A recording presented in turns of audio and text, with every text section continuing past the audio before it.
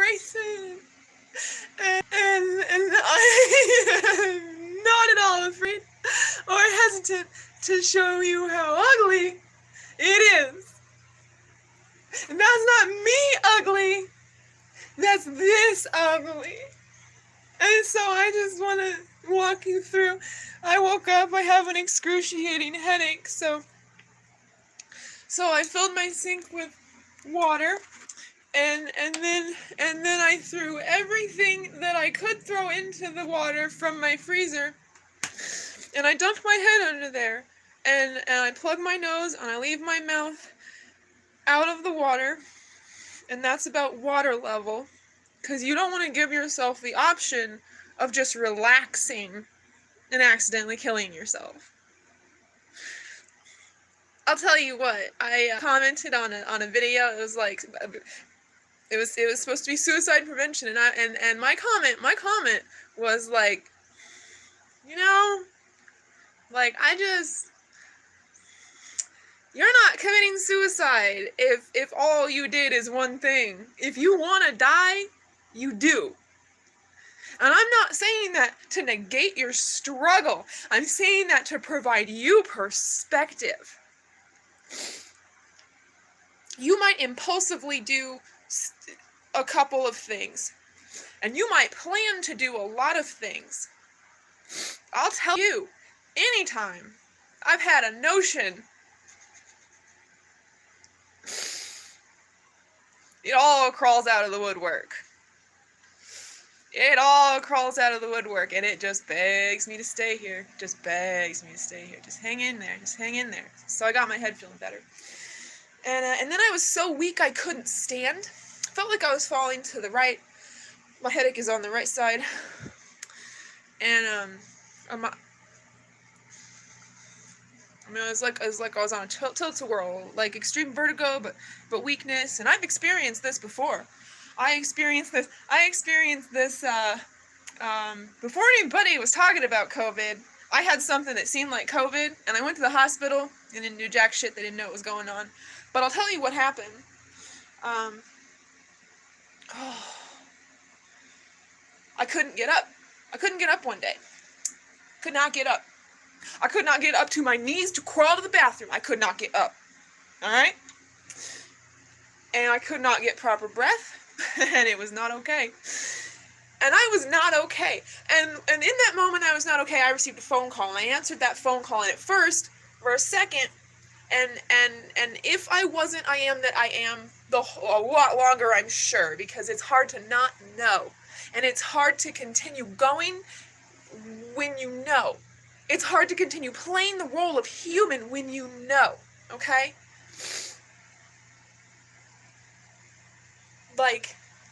Like stepping into God mode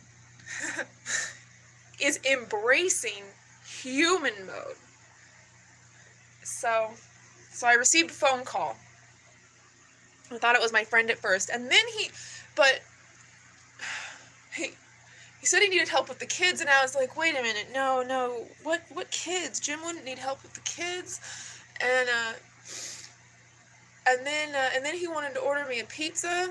He was like, oh, I can tell you don't sound good. I can tell you don't sound good, sweetheart. Like, can I, let me deliver a pizza to your place, and where you at? And I was like, no, Jim would never. Jim knows I can't have pizza. This isn't Jim. And, we talk to our friends on the phone so little, we do not recognize their earthly tone. But that's okay. Because it was a wrong number. It was a wrong number, but it wasn't a wrong number. It was a wrong number at the right time. But this man, he thought that I was someone that he knew. And I was laying there, and I couldn't get up, and I was scared, and I was like, I don't want to go to the hospital because they mistreat me there, and he said, can I pray for you? And I was like, okay, sure. At the time, we're talking back before 2020, back before 2020, the day that I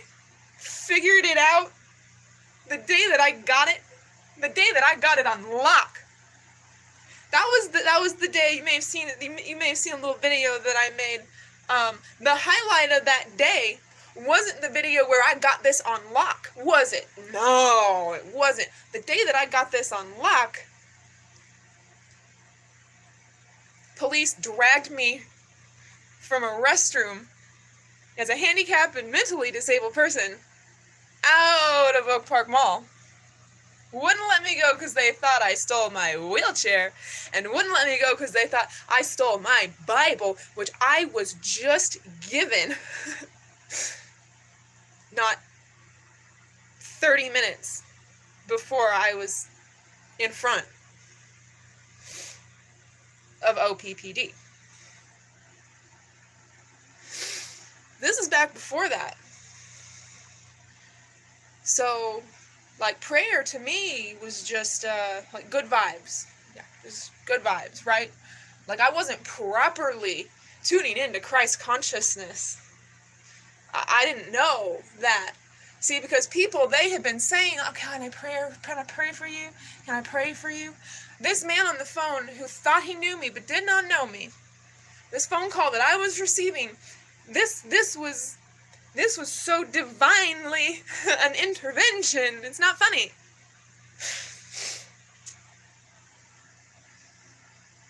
Everybody says, can I pray for you? Can I pray for you? But this man, he prayed out loud. I heard every word he said.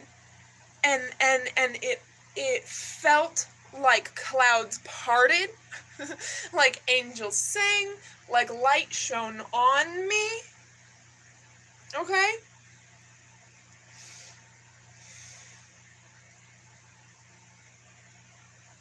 And I went back to trying to get up. I said, get up. And when I couldn't get up, I was like, well, I got to reach for more help. I got to reach outside myself for more help. And considering what I had just experienced, I felt the presence of Jesus Christ. And I felt safe to go to the hospital. And that's what I did. I got my mom on the phone, like a lifeline, and I went to the hospital. The nurse in the hospital, his name was Angel. I couldn't find anything wrong with me. Not a thing. And,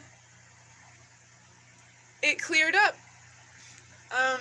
All that was determined is that my blood suddenly lost oxygen, that my blood was not properly oxygenated. And there's no earthly reason, there's no earthly cause that the medical community can point to for the reason that was happening to me. Well, that's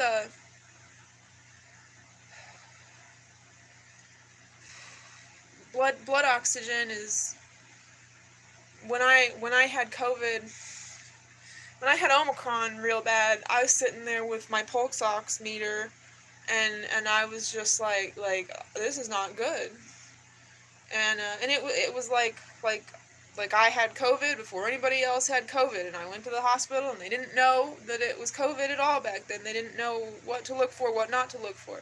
They did brain scans on me,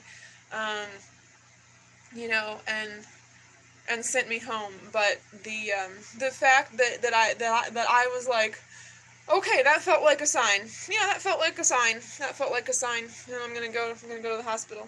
Well, I was just feeling like that when I came away from my sink of ice cold water, treating my severe headache, dunking my head under water, and I couldn't get up off of the floor, and people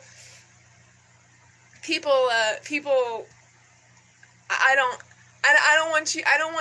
want you to think that there's something wrong or that you're doing something wrong. You're not. I just lay on the floor and I set my thing here. I just lay on the floor And where I fell, I happened to be facing like a corner, like I'm the bottom of the triangle looking at the point of its corner, okay? Just real little space before my head is just pressed into the corner. And I was just laying here and feeling the immensity of what I'm tasked with, healing my genetic bloodline ancestral trauma, and doing what I do, and I had to surrender. It felt like a surrender. I had to surrender. And I was just screaming.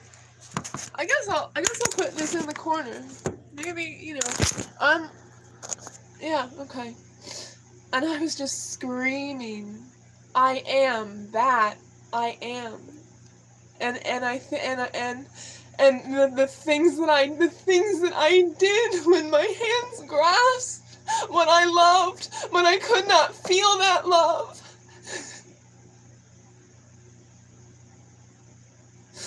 I squeezed so tightly, and it became the sands of the ocean. And I broke things again and again and again and again and again. And I was evil. And I, when I was little, I was like, as soon as I heard about, Christian and God and Christ and Antichrist, I was like, oh shit, I'm the Antichrist. Shit, I'm the Antichrist. I don't know how to describe to you the portal opening, soul sucking, like the rage, the hate, the pain that I experienced every Easter day.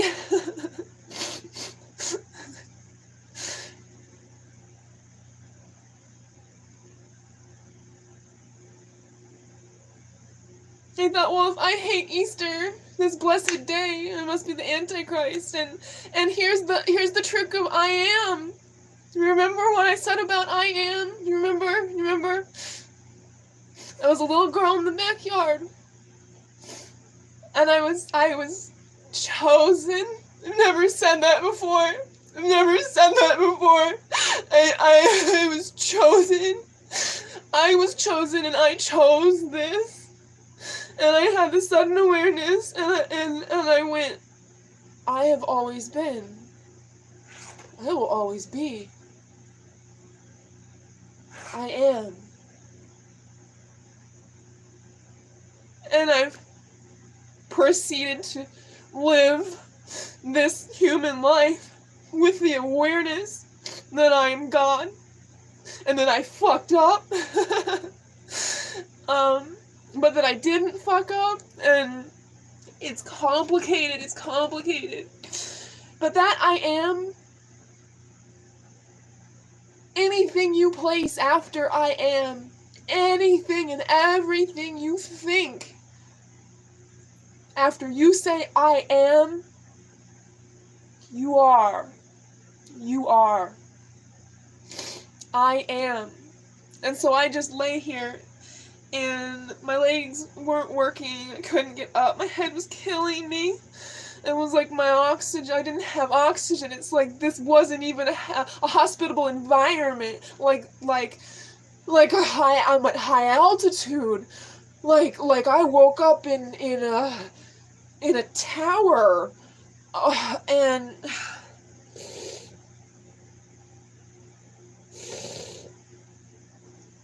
I shouldn't swallow this, and this is gross. I just had to spit on my own floor because I can't get up. I'm gross. I'm a gross disabled person. Sorry, not sorry. Now I don't know what the crosses are for. When I went my first Saturday at Homer's, with this group of people. I don't know what those crosses are intended for, but I'll tell you how I've been using those crosses. It's 3 crosses. Two small crosses and 1 larger cross. And what I've been doing with those crosses ever since I got them that day, ever since hands were laid upon me, ever since I felt shackles releasing me, I have been better, I have been stronger. They said Mindy comes unarmed. And I don't know how to tell you, like I wrestled. I was in that room surrounded by men unarmed. I decidedly did not have anything to defend myself when I put myself in that situation. Because anything I have on my person to defend myself in a situation, if I get triggered because I have a lot of trauma, I then become a dangerous person. I don't want that. I went unarmed. They didn't search me, but that's what they said when they lay hands to heal me. So what I've been doing, I placed a big cross in the corner, just like where my phone is now. That's where the cross would be. And I kneel before it. This is, I spend a lot of time in this pose. This is good for headaches. This relieves the tension in my neck, back. I have a small neck, a big head. I've got damage in my body from my spine, from my boobs getting big because they put me on birth control pills when I had premenstrual dysphoric disorder and undiagnosed endometriosis. And I grasped those small crosses in my hands.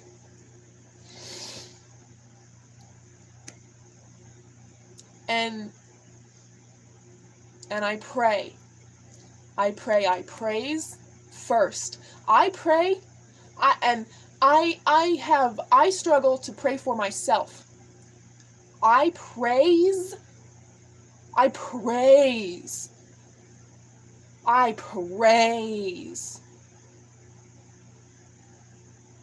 And I don't even know what to ask God for. As the person who knows that every trial and tribulation before me is a test that I will pass, because I did pass, because this is all past, because we did this. I was dunking my head in the water and I was like, we did this, you did this, you did this, you did this. You did this, this is done. It is done.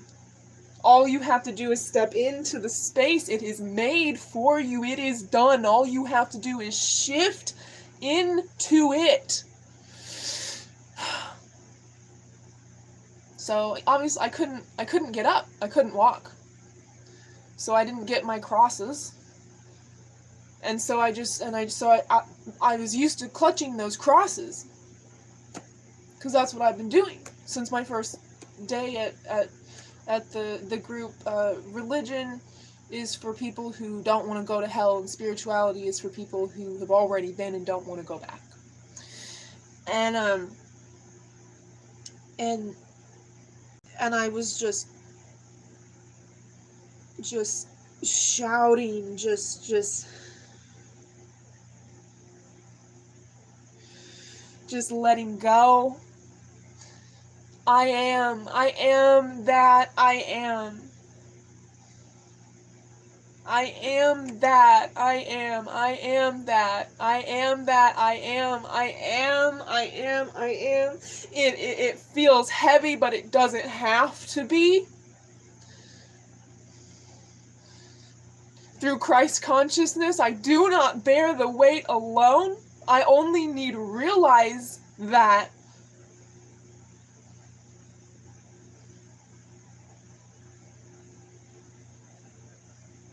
I tried to get to my knees. I said I am a couple times, and I felt it. I felt I am. And I tried to get to my knees, and I couldn't. And I was back on the floor, And I was just staring into that corner, and I was just like, I don't remember if I told Hudson and Keith what I do. And I was trying to remember, what does Hudson do? And I don't remember what Hudson does. And I'm like, that just happened. And I was frustrated by that, because, like, well, all that I'm speaking of now is like, oh, I missed an opportunity to be in service. Maybe I should have said that, and there's time for me to say that. They're not going anywhere, and I'm not either. So what I have been doing,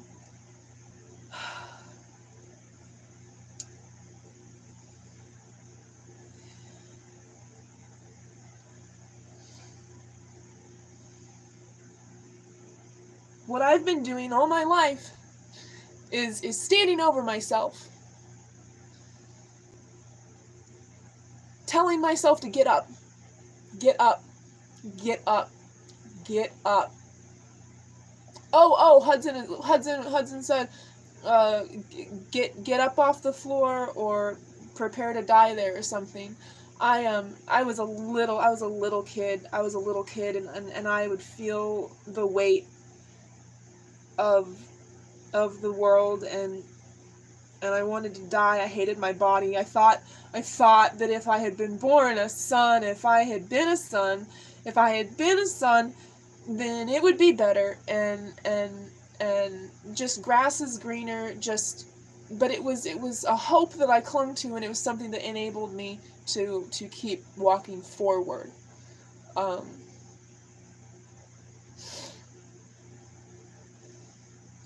And I would lay on that yellow carpet,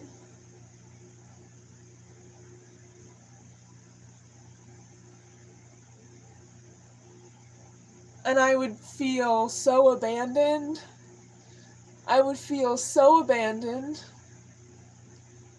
And I would lay there, and I'd process stuff, and I would be like, well, back then I had my loophole that I maintained for a good long while. I don't know for certain, but like maybe up until I was 16, maybe 16 years old is where I got such a big crack in that glass that there was no going back. I don't know, because 16 is a significant age for me. It was something that I kept hearing the spirit realm say. It was being addressed. I was informed by an entity that if I continue on this path, that it will end at 16. And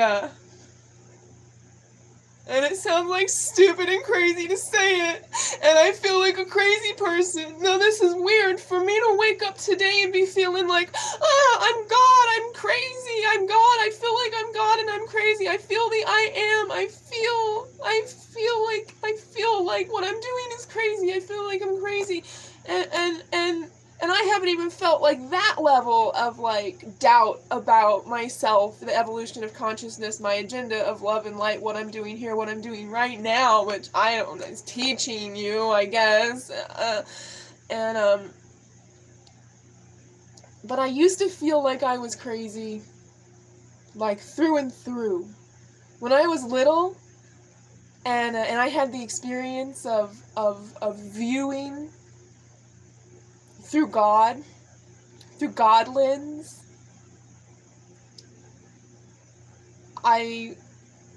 my comfort, my escape was there's just something wrong with me. Like, and so I didn't even know the word for delusion when I started doing this, but like whatever came to mind that assisted me to get through the moment that I was struggling to get up. I mean, I was a 5-year-old who wanted to commit suicide. Nothing bad happened to me. Five is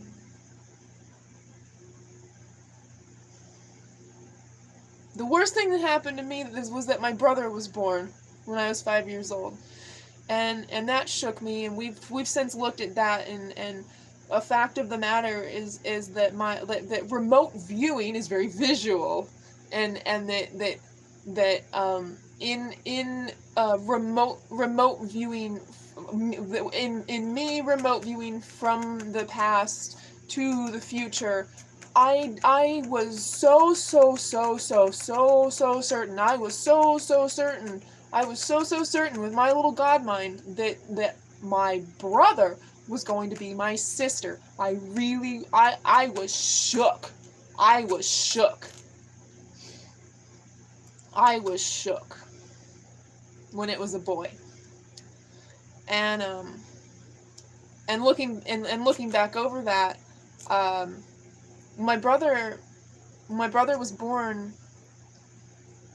The hospital was so full of baby girls and baby boys.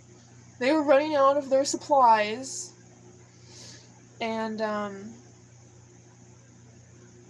my brother was a huge 10-pound baby, delivered by C-section. Praise acute medical care. Praise nurses. Praise doctors. That their intention is good. That they know not that they have signed on with the devil until they are already his puppet. Bless them, praise them for the good that they do, and forgive them for the evil that they do. But the only shirt they had for my baby brother was an "It's a Girl" shirt. And so looking at the situation, it's like, if all that had happened, which I don't know, I don't remember, I don't remember it, but it stands to reason that if all I'm doing is like witnessing the future from the past, if I peaked, is it gonna be a boy or a girl? And I just got a little blip, and I saw a baby in a pink thing that said "It's a girl." Of course I thought I was getting a sister. Of course I felt betrayed. Of course I doubted myself.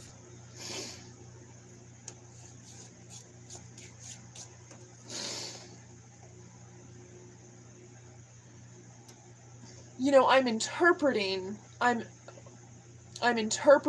my reality as best I can.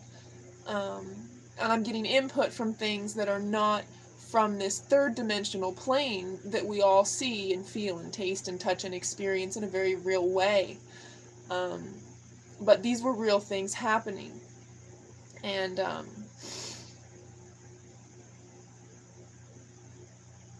you know, when as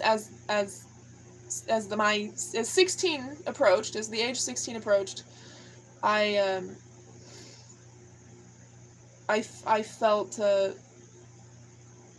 felt differently about life than I would have been okay with dying. Like if somebody just took me out when I was 16, if I thought that that's all it was gonna be, was that I was just gonna die, just a normal death, then I wouldn't have changed course. Because I'd been going along with something. You know, I'd been allowing my dad to molest me, and you know, I brought other people in on this. I told a friend of mine. I told her not to tell her mom because okay, here's the thing. That this best friend of mine, like, I didn't want to be friends with this person. I didn't like this person most of the time. I disagreed with nearly, like, everything that they were about. She was a girl. She was a girly girl. She was a basic girly girl. She wanted to grow up fast. She was a girl. And I didn't want to be friends with a girl at all. My mom made me be friends with a girl. That was part of life, is that, like, you need to have friends who are girls. You can't hang out with boys. Little boys don't play with little girls. And you know, little boys are trained not to play with little girls. Little boys are trained only to view women as objects of desire, because they are not, you know, those relationships are not encouraged. A friendship is not nurtured. A child is not taught how to be a friend, and then they're thrust into primal urges and hormonal slavery. And then they are no friend to women, let me tell you.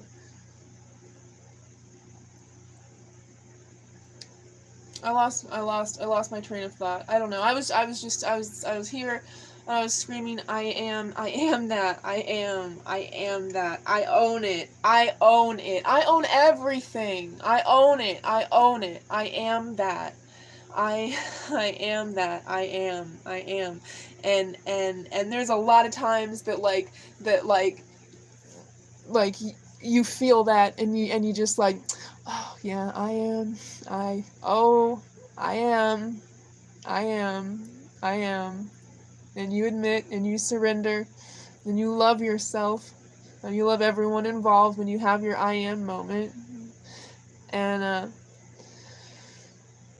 you know, and I am not wrong, I am right, I am right, I am right, I am right, I am right, I am right, I am right, I am chosen, I was chosen, I am right, I am right, I am right, I am that, I am that, I am. And like, just like, in the process, like, repentance, you know, like, I feel so bad that these, like, I was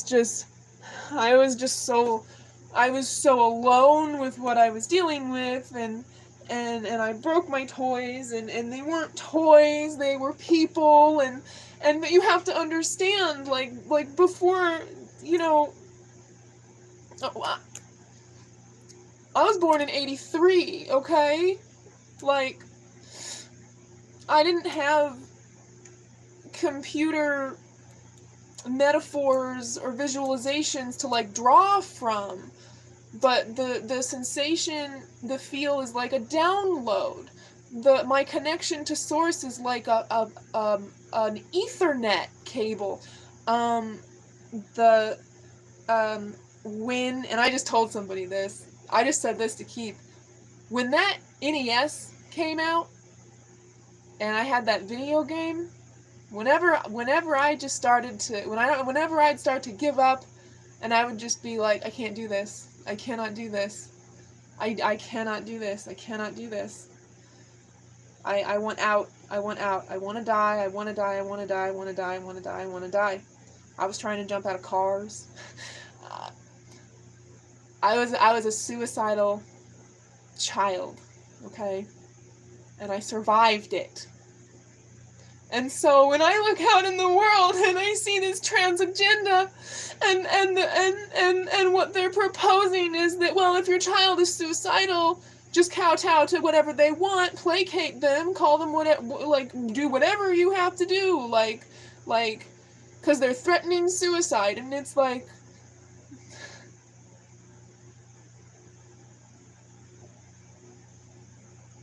does your child really grasp anything to make the decision to kill themselves?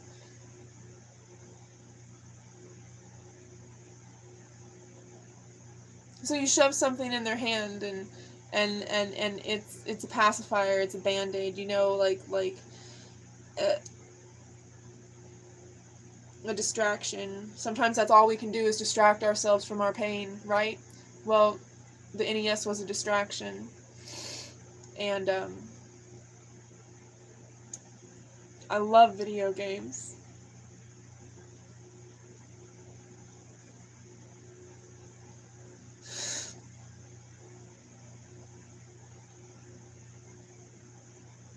And I would lay on the floor, just, I don't want to live, I can't do this, I don't want to be here, unchoose me, please, you know, and I would want to die, and as if I were that button being pushed, as if the camera, as if a video camera is just right on that reset button. That the reset button on the NES, it goes in, the light goes out, and that light comes right back on. And from that, my interpretation of that is that death is not an escape. And I awakened to the fact of I am. I have always been, I will always be, I am. Part of that download was death is not what people think it is. Death is transformation. Death is a shift. It's not the end. We do so much outside of our bodies. It's not funny. And this awareness that I have, the awareness that I am God, that's not going away. And anytime that I felt like I was going to step off this mortal coil, I would have that reinforced in some way, shape, or form, where like I don't know at what point, but I've been aware of it for a long time. Is that like, on the NES system, you reset and everything is exactly the same, and you just have to do the exact same thing again, and the more you do it, you'll eventually get through level 8, right? You'll eventually get through level 8, and once you do, you'll look back and be like, that wasn't too hard to figure out, actually. Like clever programmer.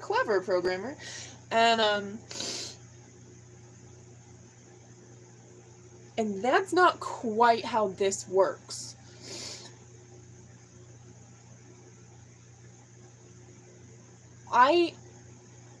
All I can do is speak from what has been communicated to me, what I know from the I am as someone who lives fully aware that they're God at all times, who tried to just be like, dismiss it as that they're crazy, like really psychic, and the psychicness, like, it leads to crazy. Because I was really comfortable being psychic and behaving as a god among mortals, like, for the most part, but then it would get just like so unmanageable. The human mind cannot process this. You cannot rely on your brain matter to be God. You cannot rely on your body to be God. You have to reach for something outside of it. So, okay, well, I'm gonna go back to laying on the yellow carpet and just feeling very much that my abilities, that it might be possible for me to just self-destruct, to just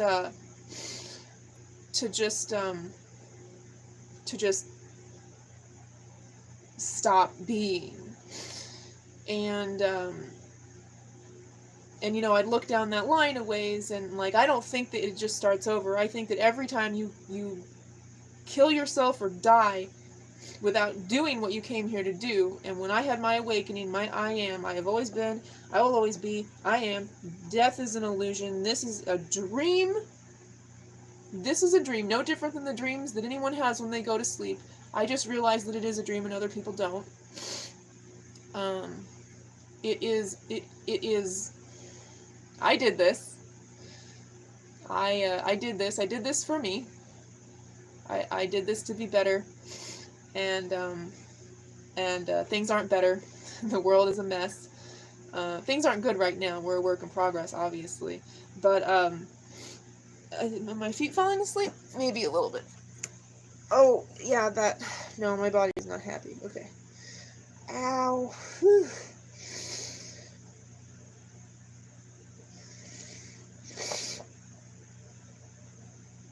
My dad always said, pull yourself up by your bootstraps, and for me, I would just be laying on the floor, just snot, tears. I hate it here. I want to die.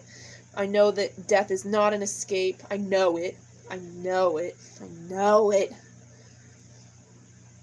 I know that it's only so hard now because I pushed that button too many times, and everything got harder. And you know, like,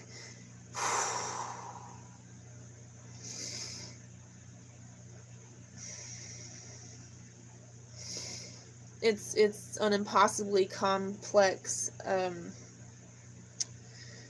Tumblr lock,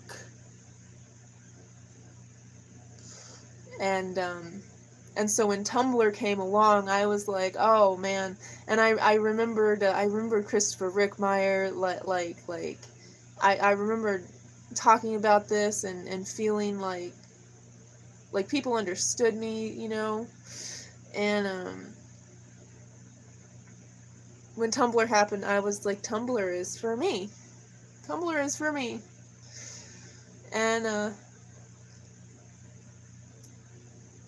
I had over 4,000 followers on Tumblr, just being me.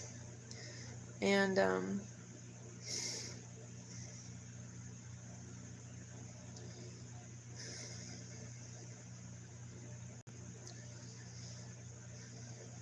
and whenever I start to get close to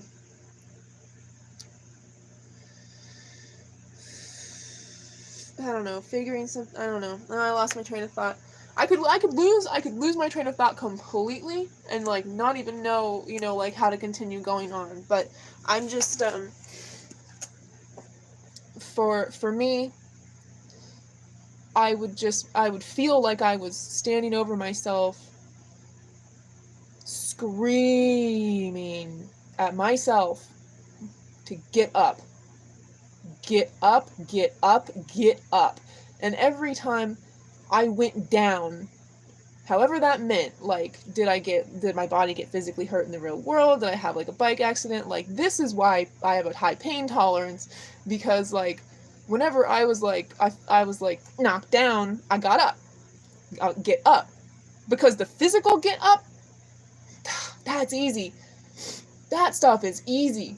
What's hard is to get up every day and live a life that feels almost pointless in a world where you are so alone.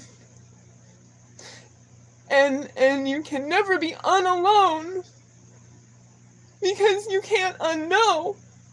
And I wasn't alone. I sensed, I saw, I heard, I saw ghosts and angels and demons, and I talked with all kinds of things, and I was highly gifted and psychic, and even everything that came to me and said that like here I am, and it would try to be bossy. It would try to get me to do something. It would, you know, it would be like, why don't you, you know, just I'm like, I just got nothing but devils on my shoulder, I tell you. And like I am the devil. I am the devil. I am the Antichrist. I am the devil. I am the Antichrist. I am the devil. I am the Antichrist.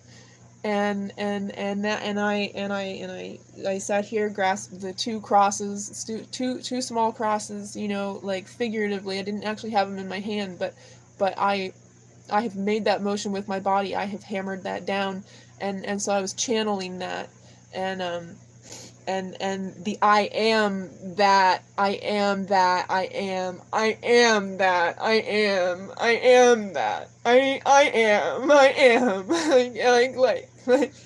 like I'm responsible for this. I am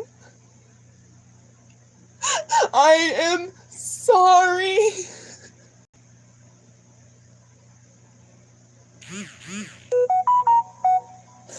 I am sorry. I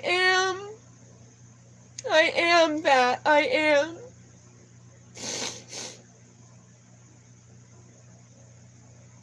And I just surrendered to that. I am everything. I am everything, and I am nothing. I am. And so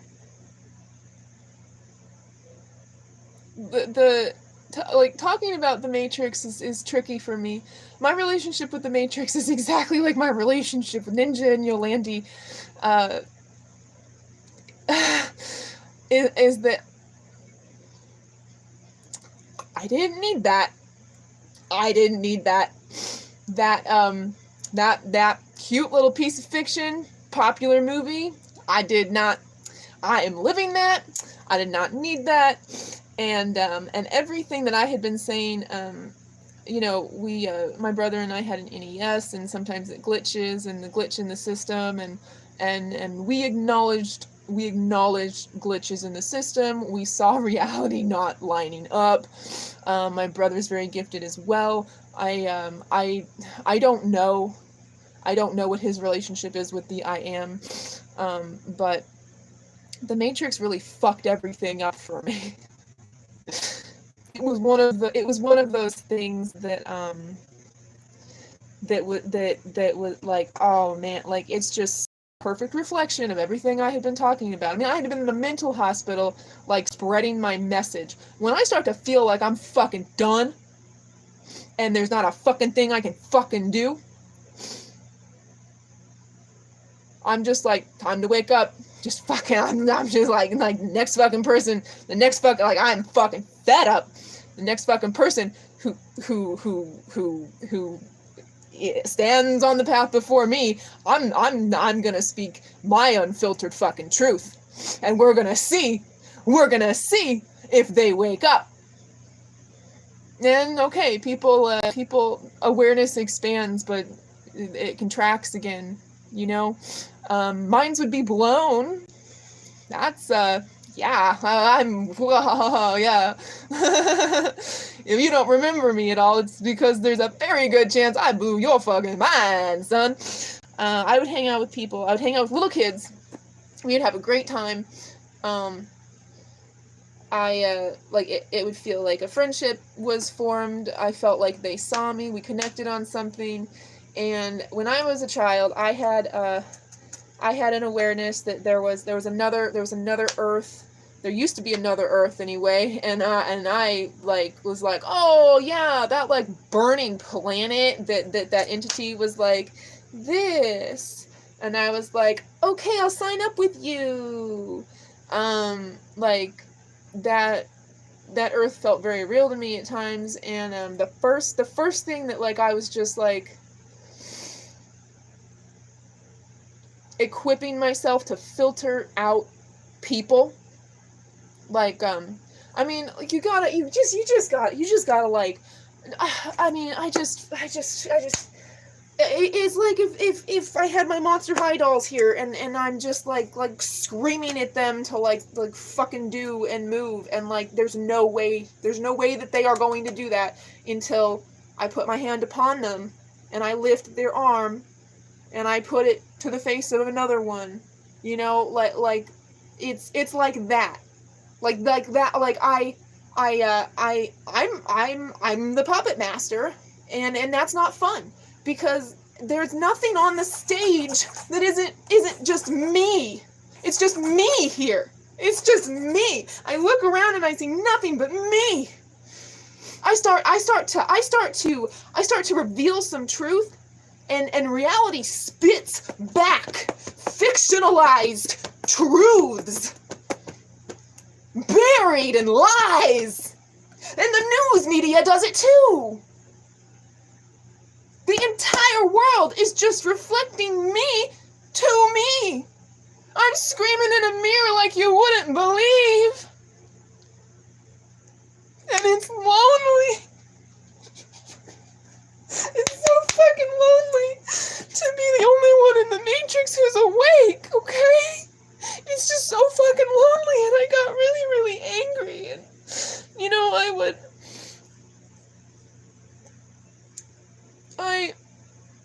I wanted to have good times. I wanted to enjoy, like, being a little kid and imaginative and play, and, like, it just didn't work. Like, I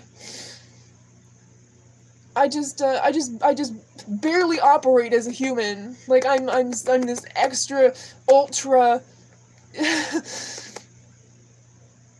dimensional entity, and I barely function on the human realm, okay? And so I was like,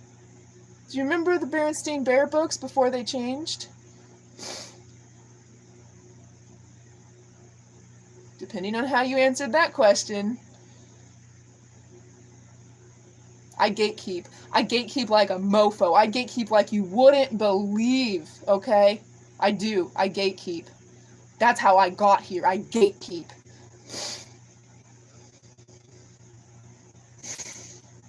You know, so I wasn't interested in convincing anybody when they said no, they don't know what I'm talking about. There were kids that I asked that question though. And I was gatekeeping, but I was also like I needed in the houses of other people. I needed access to things that might be outside the reach of whatever is trying to convince me that I'm crazy, of whatever's trying to imprison me in an artificial reality, in a dream that I can't wake up from. I don't want to die, guys. I just want to wake up. I'm already awake.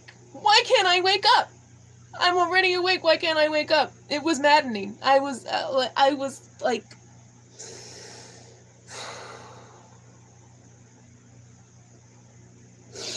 yeah. So,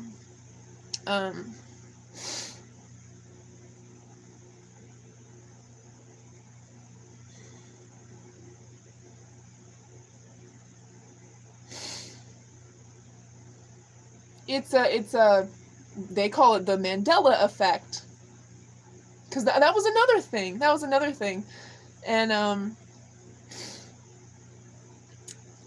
but the Berenstain Bear book, that I was like, if they don't remember, if I can't convince them, and they don't remember,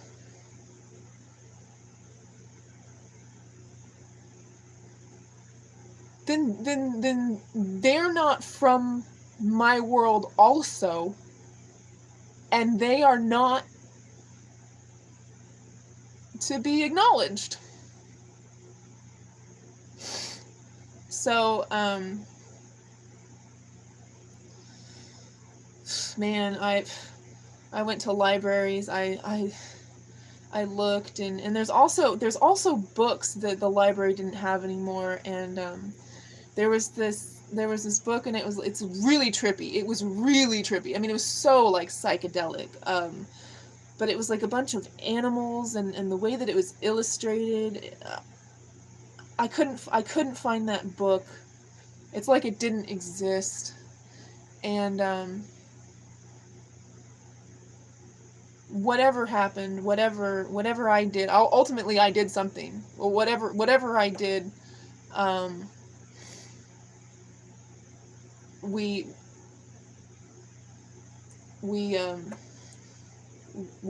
had to shift, and so if a kid remembered Berenstain Bears, and they'd be like, well, you know, like sometimes the kid would be like, that's not, what are you talking about? Like, and I was like, when was the last time you looked at your Berenstain Bear books? Like, when was the last time you read a Berenstain Bear book? And they would be like, oh, well, you just have different books. Yeah, maybe your books got ruined, and like, you know, I mean, there was a whole lot of things that I entertained, because like, I don't want to be the one who is God, aware that they are God, living a human existence but in direct contact with God. It's not fun for me. So I'm always trying to find a way out of it. And it's like, okay, so I had dreams, all right. They weren't like dreams, but I had a recurring dream state where I burned the whole house down, my whole house down. I burned my house down. I killed everyone in my house, and I stood out on the street and I watched them burn. I killed my mom and my dad. And when my brother was born, I killed my little brother. I burned that house down in my imagination, in my dream, in a dream state, in a nightmare. and I would come to sleepwalking. I would come to sleepwalking. I would regain consciousness in like in motion, taking a step, and I would be out in the yard. I would be across the street. I would have my hand on the door. I would be looking down a flight of stairs, okay?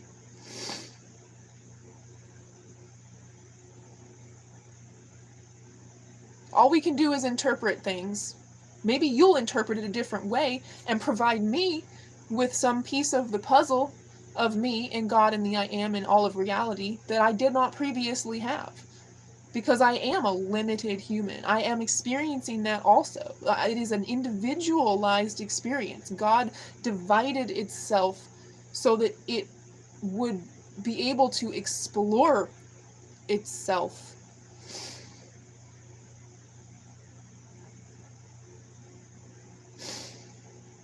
So if I'm sleepwalking and I'm coming to with this terrible nightmare where I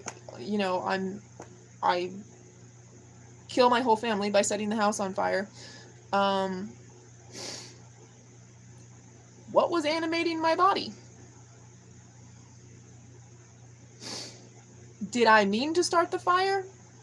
Did maybe something possess me and save me? Did maybe something walk me out of the fire?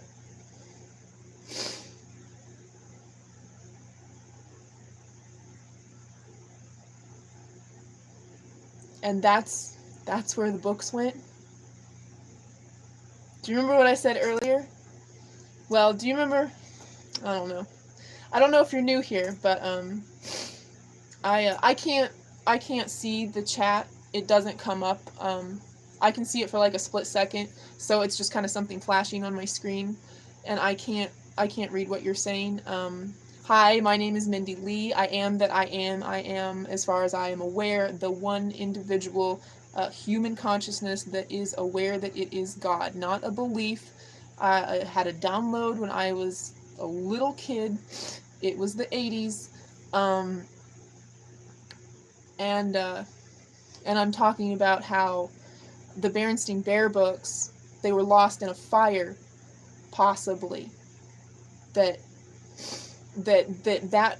recurring vision dream experience that I had where my whole house was on fire, I was responsible, and I walked away from the fire and survived the fire. That one of those times was when the Berenstain Bear book shift happened, and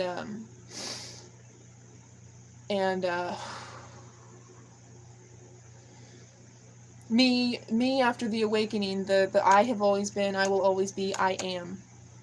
That God mind awareness that I had, the download where it was like death is an illusion, time isn't real, this dream is just a simulation, like everything is me. I'm gonna start playing with the gross on the floor now, so that's gross. No, wait, my feet are falling asleep. Oh.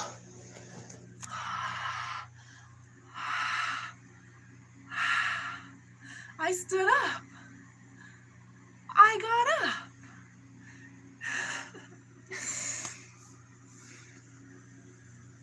When I dissolved on the floor, I am that, I am that, I am that, I am that, I am sorry, I am that, I am. I wasn't like steady on my feet. I was like hulking. I was kind of like looming. I did my Trinity get up thing, which I've been utilizing. The things that they've been putting out to thwart me, I've been utilizing, and so one of the tools is that I had been telling myself to get up, and getting myself up. And then the Trinity get up. I was like, fucking if that ain't me. Fucking hey if that ain't me. And I got up, and it felt like I stood up out of something. And it felt like I was looking down from so much higher than my head on my human body, and the distance to the floor. And I was looking down at myself on the floor, and I could imagine little me. I could imagine every time that I was me, and I was saying, get up. And I got myself up. I got myself to my feet. Like, we're not waiting for rescue. It's not coming. I mean, you can wait for it if you want. It's not coming. Save yourself. And it's really big, but like, hey man, like, I'm here to help you do that. It's really cool, but it's really heavy, man. And like, I know I seem like just a crazy person, you know, like, well, who's this bitch who thinks she's God? Like, no, don't get it twisted. I don't think I'm God. I know I'm God. It's different. It's less fun. So when I was on my feet, I was like, what is my purpose? Why am I here on this earth? What information did I receive when I was a small child, 5 or 6 years old, that I have proceeded with, and I have never let go of that bone? I have never stopped reaching for that carrot. The end of the game. The end of the game of limitation. I am God, you are God. You don't remember you're God. I know. It's not fun. I don't blame you. I do not. And if this just seems crazy to you, bounce. I don't want anybody here who doesn't want to be here. I don't want anybody in my reality. I don't want anybody in my near vicinity that doesn't want to be here. Because if you are on my level, you're just fucking Smith. That's the real of it. And I just, sometimes I don't have a lot of patience with NPCs.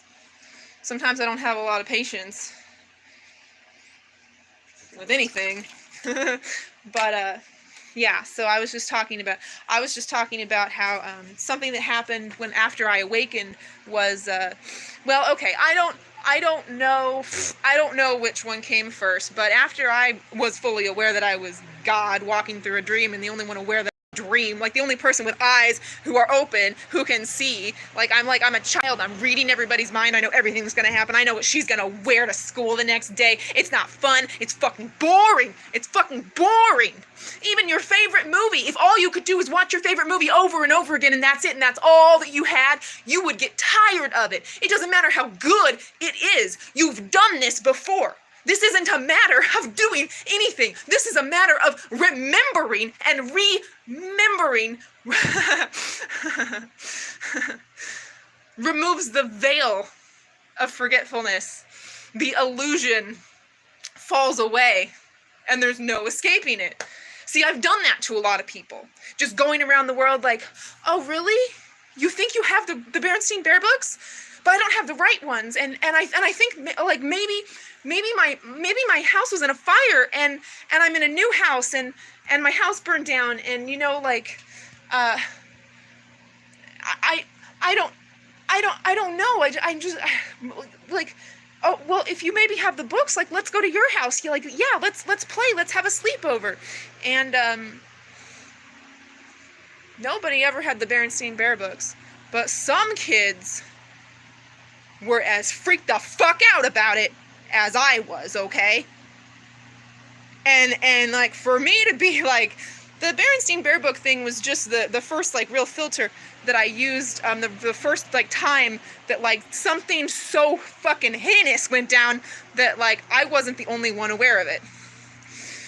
And shit shifts while you're sleeping or unaware. And so I I'm thought linking, and and if I was having a recurring nightmare as a little child that I burned my house down and everybody died, and you know and then when I am seated in on the throne, and something from the sky is like, booming voice of God, I am God, and you are special. People can't do what you do, and you have a great purpose to serve. And I was like, anything that thinks it's higher than me can't actually see me, because ain't nothing higher than me. Cannot be. It ain't possible. Why do I walk through this world with so little fear? Why would I be diagnosed as a psychopath? Hard to scare the scariest motherfucker walking around the earth. Yes, so I am the devil. I am Lucifer. I am Jesus. I am the Antichrist. I am God that I am. I am God that I am. It has been a burden that I have bore. But Christ consciousness is the way out. And not Christianity. That shit's a cult. Fuck religion. The Bible is bullshit. The Quran is a lie. Everything. These are man's interpretations, okay? These are subject to interpretation. So I'm like, if you look at my situation, if you look at the facts as they are laid out, and you see something that I missed, step up. I know that I don't know everything there is to know. Couldn't possibly, or I couldn't be here having a human experience, okay? So the God voice was like, oh, you'll lead my people. And I was like, fuck that shit, I'm not doing that, fuck you. I was a little girl, I wasn't saying fuck you, but I was just like, no. Bobblehead away, And I don't know, I tell the story as if the God voice happened first, and the seemingly malevolent dark entity that took me to took me up away from the earth that I was on, and said that it sat on a throne, and it was like, you can sit at my side. All you have to do is align with me. And I'm up out of my body, and the visual that has been provided to me by this entity, it feels like we're like on the edge of a cliff, like a really flat, like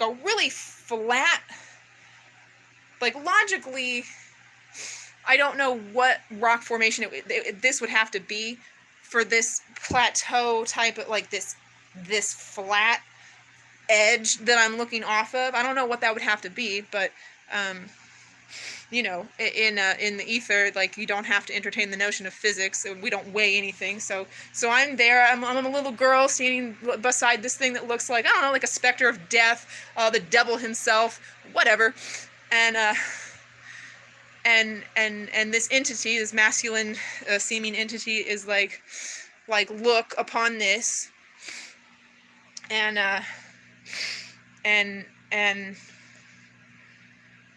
it was a planet that looked like the Earth, and the planet that looked like the Earth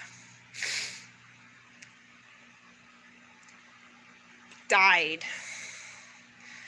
I mean, it was like witnessing a nuclear holocaust. I mean, that planet that looked like the Earth, it became nothing but a ball of fire.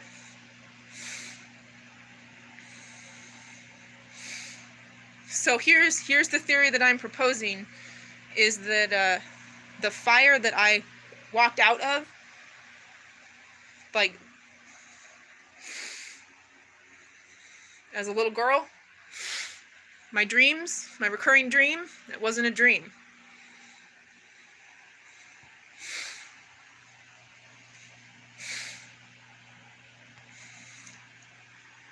and that vision that was provided, that was like, honestly, the entity made it out like an offer. It was like, hey, sign up with me and this can be yours, and you want power, I can give it to you. You just have to sit at my side. And I was like, so here's another thing that thinks that it doesn't know. Here's another thing that doesn't seem to know that I'm God, that I created it. It doesn't seem to understand that I am.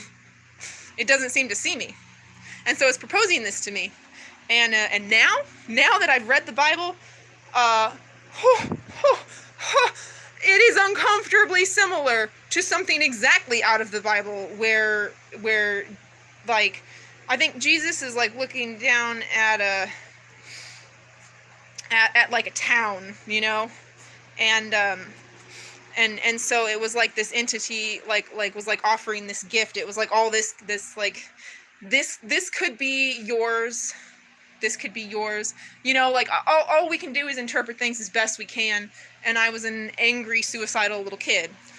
And so what if instead of this could be yours, that message was, this is yours.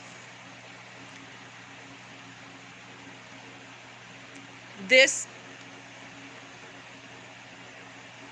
earth that just expired as you stood looking down from outer space or whatever, this circle that became fire, that is yours.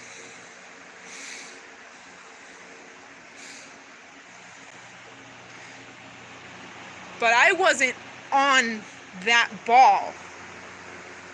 My consciousness wasn't on that ball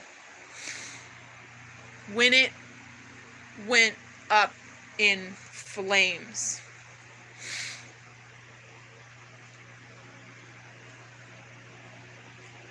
I had been taken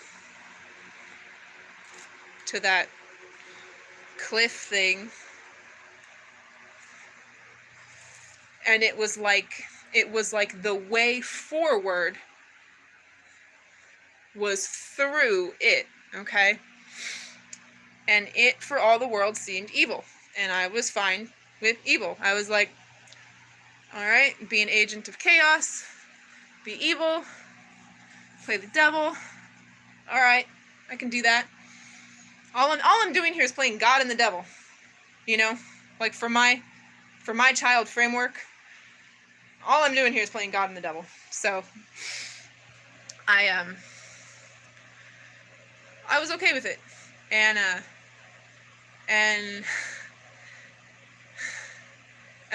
this thing, this entity that was like it's got its throne, and I can sit beside it. You know, it'll teach me. I want power. I want control. I'm looking for something, right? I was looking for that Berenstain Bear book, and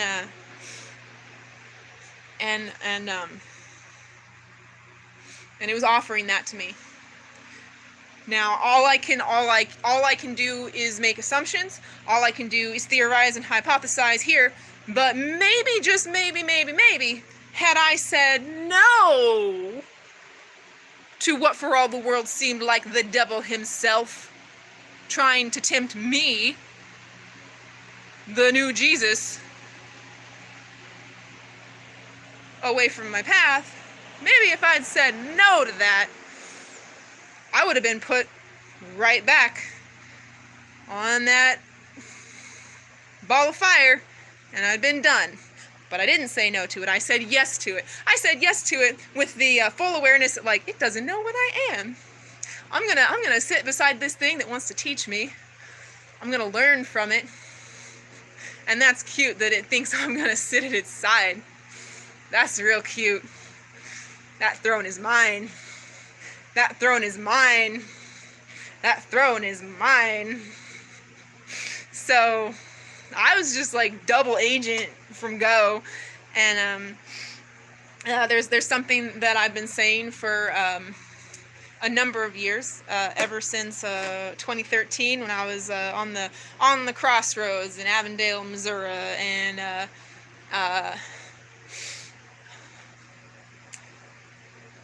where welcomed as evil, I have done good, and where welcomed as good, I have done evil.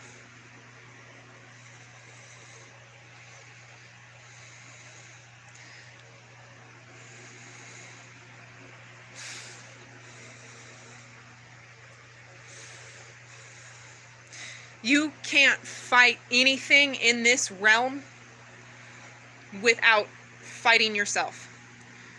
So get over that you want to be good. Get over that.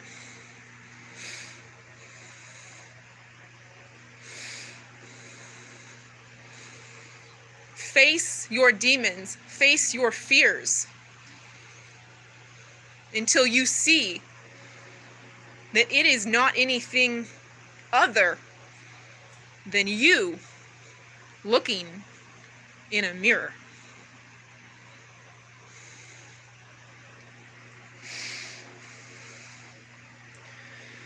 So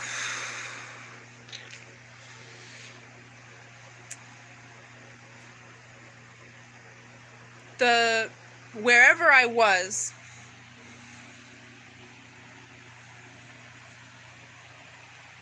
no more. And that's why the Berenstain Bear book changed. And I didn't stop having the awareness that the powers that should not be were shifting shit on us. That'll drive you crazy. I tell you what, if you walk by a house every day of your life and it's one color, and you go to school the next day and that house is a completely different color, and not a single person in the neighborhood, and did you think to take a picture of the house on the corner by the bus stop? No. Did they paint their house overnight? No.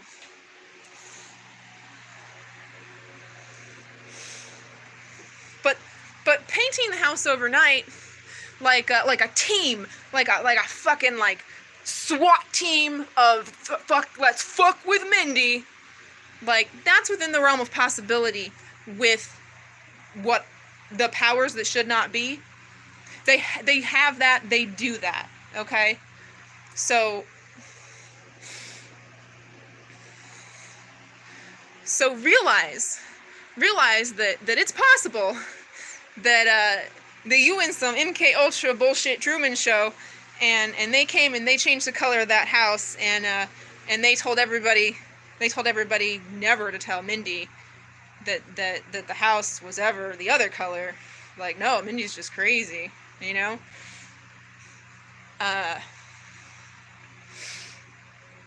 What matters is that your perception shifted.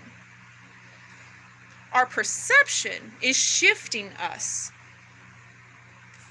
through a myriad of possible realities. Everything you think is, you create universes with your choices, utilizing your imagination, your third eye, and your intention. And so conspiracy theorists, you're not wrong. But don't get caught up in the fear propaganda. What have I been saying for a long time? If you're new here, you either create your reality from a place of fear or love. You have those two options. That is it, love or fear. If you are not creating your opulent reality from a place of love, it is being automatically rendered from a place of fear. That is how it works here. So you've got to decide to not be fearful. And I'm giving you the answer right now. Was ist die Antwort? Was ist die Antwort? I took fucking German because I was having like dreams and fucking like hearing voices that weren't in fucking English. And German was the closest to fucking approximation that I could find to it. That's why I chose German. Okay? Okay? I took 2 years of German. By some freak fucking occurrence, the man who taught my father German in the fucking inner city worked his way up to Joko and taught me German. Well, that's a fucking trip, ain't it? Oh, you want to go on a fucking trip? How long can you sit in front of me before you just start to feel just skeeved? Just skeeved, man. You don't know if it's the crazy eyes. You don't know what the fuck it is, but you want away from me? Like the fear of God was put in you. And, I get it. I do. I get it. I love you. I forgive you. You are forgiven.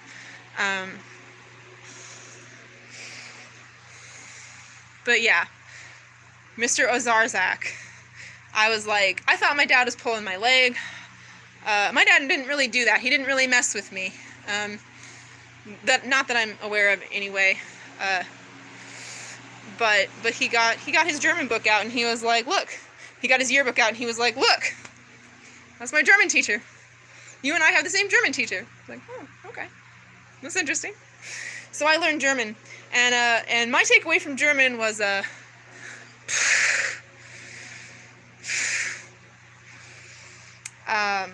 Mein Kampf, I can't fucking do it. Mein Kampf Geschmerzen. My head hurts. My fucking head hurts. I remembered that phrase from German. I remembered Ich mag Käse, and my big takeaway was I'm looking for the answer, and I would just was ist die Antwort? Was ist die Antwort? Was ist die Antwort? And I'd just be like bouncing in the corner like, was ist die Antwort? Was ist die Antwort? I was fucking losing my mind, motherfucker. And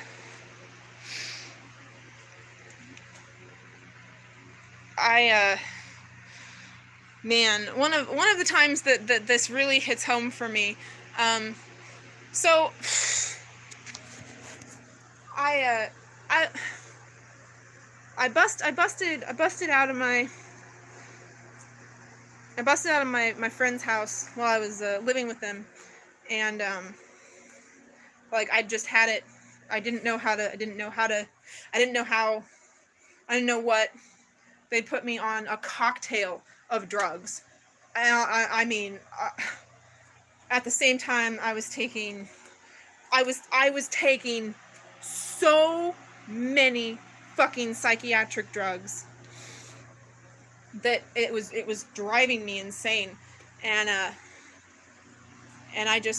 don't remember I don't remember what precipitated it, but I had never allowed these people to see my entirety, what goes on behind closed doors. Well, now their home was my home. They welcomed me into their home. And so it was their home I burst out of. And in the middle of the cul-de-sac, I stood looking at the sky, arms outstretched, screaming at the top of my lungs. Why? Why? Why?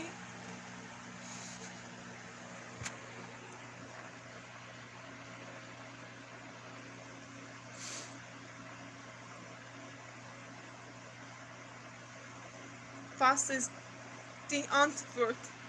Was ist die Antwort?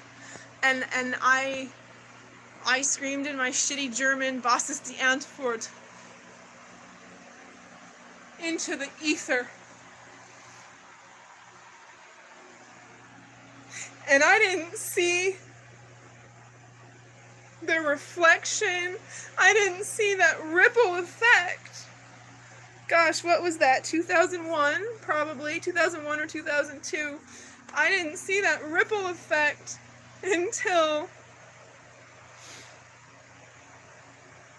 the South African rap rave group blew up.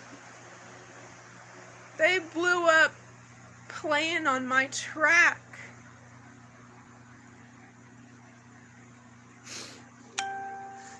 It's hard. It's hard.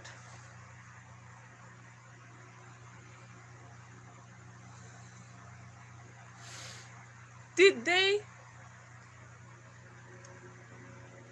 employ and accidentally stumble across me and not realize that I was an earthly entity simultaneously as being God? I don't think they knew where they were pulling from, but it was me. And it hurt. It hurts. The Matrix hurts my cause.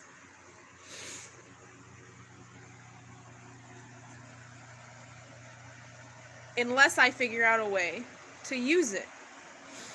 Everything they throw at me and at you so that you just don't see me, or you see me and you don't care about me, you have such a distaste for it. It's like a lot of people, I'm sure, because a lot of people are like, hey, we're talking like 2002. People like, hey,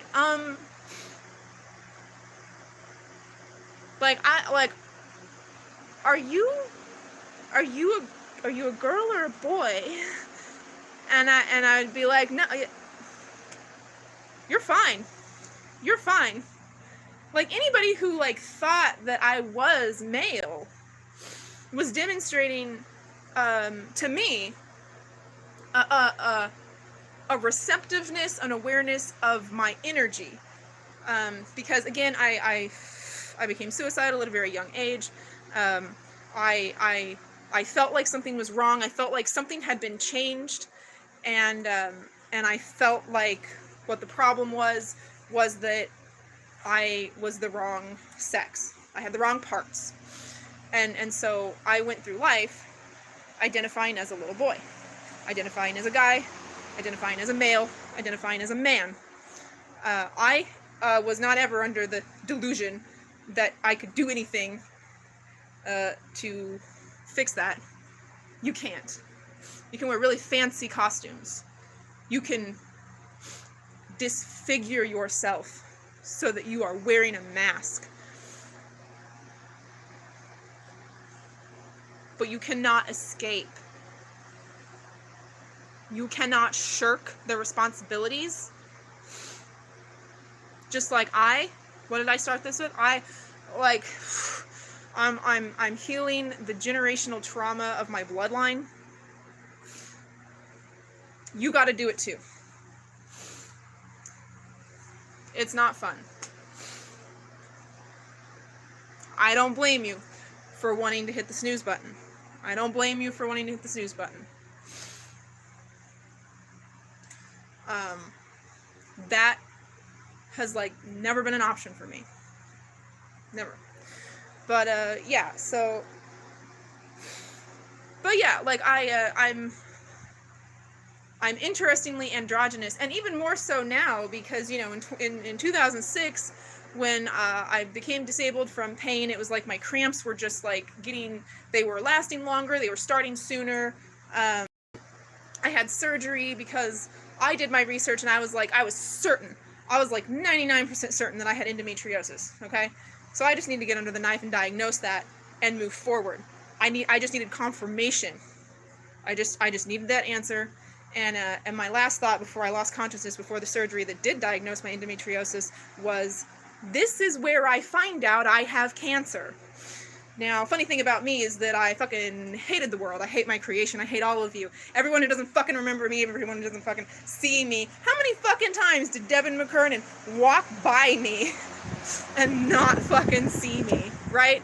Fucking Sean and I stood in the doorway, squeezing by one another, bumping shoulders, the awkward like, oh, you go, oh, I go, oh, okay, there you go.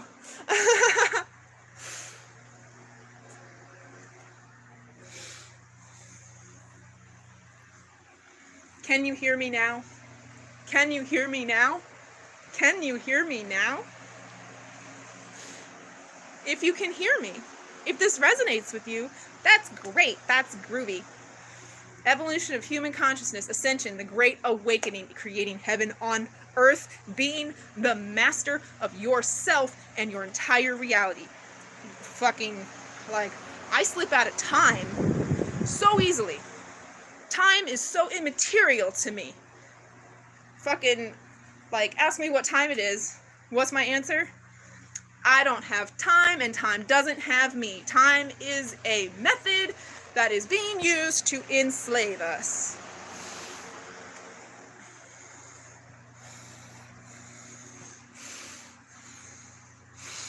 Grim Shepherd. I can see the chats. It's staying here. Oh my gosh. Grim Shepherd. My cat is named Grim. What is the question? What is the question? What is the purpose of life? The question that I'm answering, what is the purpose of life? Why are we here? Why are we here? What are we doing? What is the point? Why should I continue to live? You know, like, I was suicidal. I fully knew, you know, like, people in my life that have known me, they've sat across from me and I've been like, I know that I just, like, that it just starts over and it's worse. I know, and it'll be hard and it'll be maddening, but like, to have those moments that were good again, to be in those moments that were good, and have the chance to appreciate them more than I did when I was a little kid. Fucking roll the dice, spin the wheel, fucking reset. You can't fucking kill yourself. You can't fucking die. Death is an illusion. All you can do is make your lesson harder. Stop fucking doing that. Stop fucking doing that.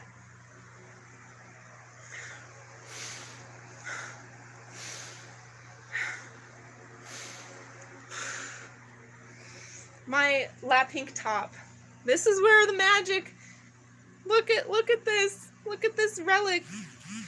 I stopped seeing the chat. I tried not to move. I was like, should I not breathe? And it went away again. But Grim Shepherd, I see you. I saw you. And I'm like, I am heartened by the fact that your handle is Grim Shepherd. Like, well, ain't that a thing? That's cool. So, I want this to be a dialogue. I have been screaming everything I'm saying now. I have said 100,000 times. If, like, watch every YouTube video I ever made, I have never changed this narrative. See, they want to give you the diagnosis of borderline personality disorder, like your spiritual belief aligns with whatever you want to fucking do on the earthly plane, right? Do I fit that? I do not fit that. My philosophy is, it is in cement. It is written in stone. There is no way around it. I never waver from it. I hold myself to the highest standard. I am very much a perfectionist. I didn't feel any compassion regarding it, but I was just aware of karma, that as soon as because all I had to do, I was God, right? Aware that I was God. I was going around the world and like, all I had to do was be like, and bad things happen to people. If someone was bad to me, and I didn't hold on to karma so tightly. I mean, I had to hold on to karma as if it was dear life some of the time, because I was just like, and there was something from Christian doctrine that served me even as a young kid, because I think my mom like thought I was evil for a long time. I think that my mom has a very visceral awareness that when I say I am the Antichrist, like she knows, that woman knows. It's driving her crazy. It drives everybody crazy. No, it doesn't. What it does is it raises your vibration to an uncomfortable level where you need to acclimate, but you don't know how to acclimate because you're not taught.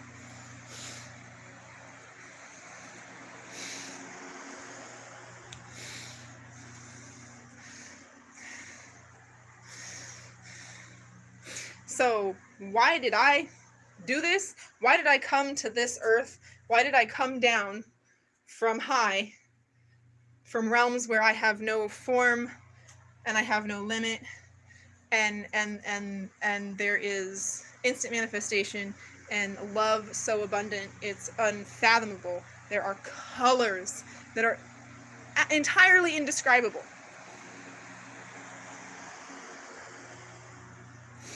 Why did I do this? Why did I choose to come down? Why was I chosen? That was the thing that I did different. That was the thing that enabled this. I said for the first time, I am chosen. I am that. I am. See, the I am, people talk about I am, and it sounds so empowering, right? I am God.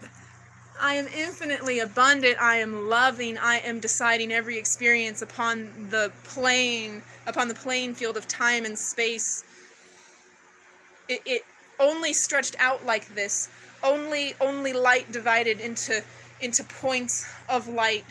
Like, it's still light. It's still God.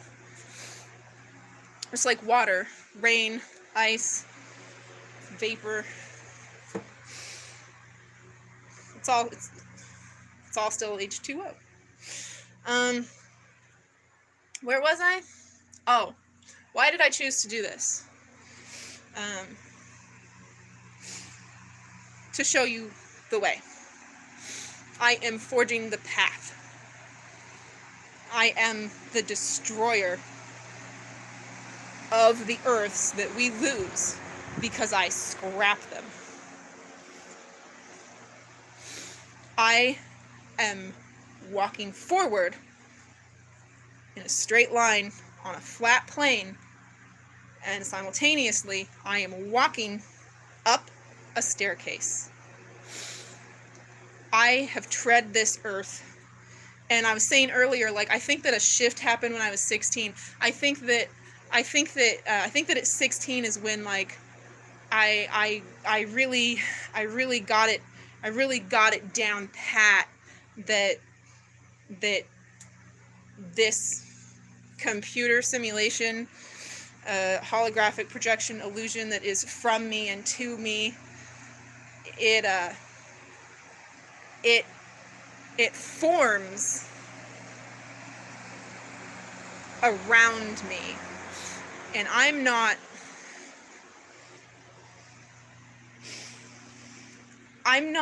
actually like moving. It's moving around me. So I would, just I liked to walk. I loved to walk, and I was a punk, and I would just put Dead Kennedys on my Discman, and it wasn't a name brand Discman. I don't know what it was, but it had better shock, and it had better batteries than the real thing.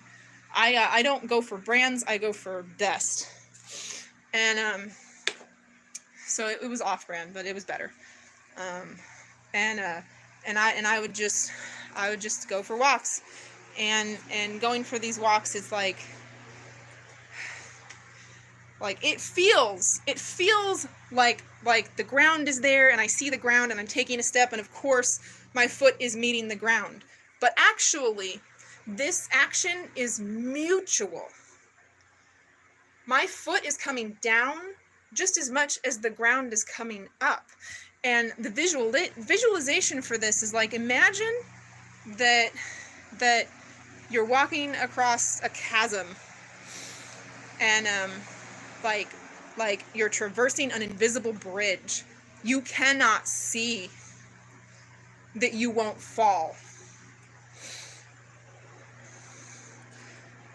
And you don't look down. You look ahead. You fix your eyes on a point in the horizon, and you just fucking ninja. You just fucking ninja. Oh man. Sorry, I unraveled, I awakened, I ascended. We entered a new realm when Ninja from the rap rave South African group Die Antwoord and I met face to face, and he kissed my face in Kansas after I saw a shooting star. I tell you what though, that shooting star, it was like, oh, I didn't even need it. I knew. I was like I couldn't stand up at all through the show. My boyfriend held his phone up for as much of the show as he could, recording it. But I was seated in a wheelchair, and the venue has like a step, like you can't really get very close. So I was like sitting next to like where the playlist was, you know. And do I have that playlist? I don't know. I have a couple. Well, that's not important right now. I get distracted easy. And I was like,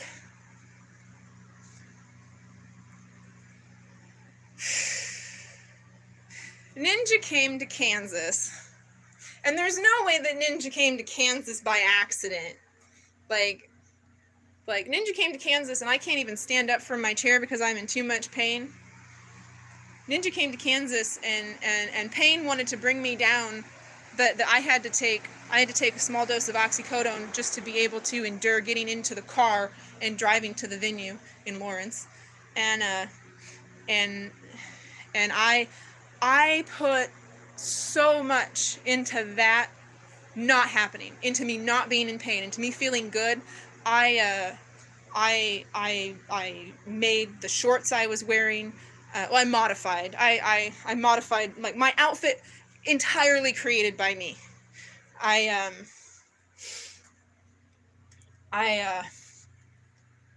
mean, that's something that I do, like when there's a point on the horizon on the calendar that like I want to be able to do that. I start moving through my reality as if that is an absolute. So if there's a concert that I need to go to, or a doctor appointment that I need to make, like, I start laying out the outfit.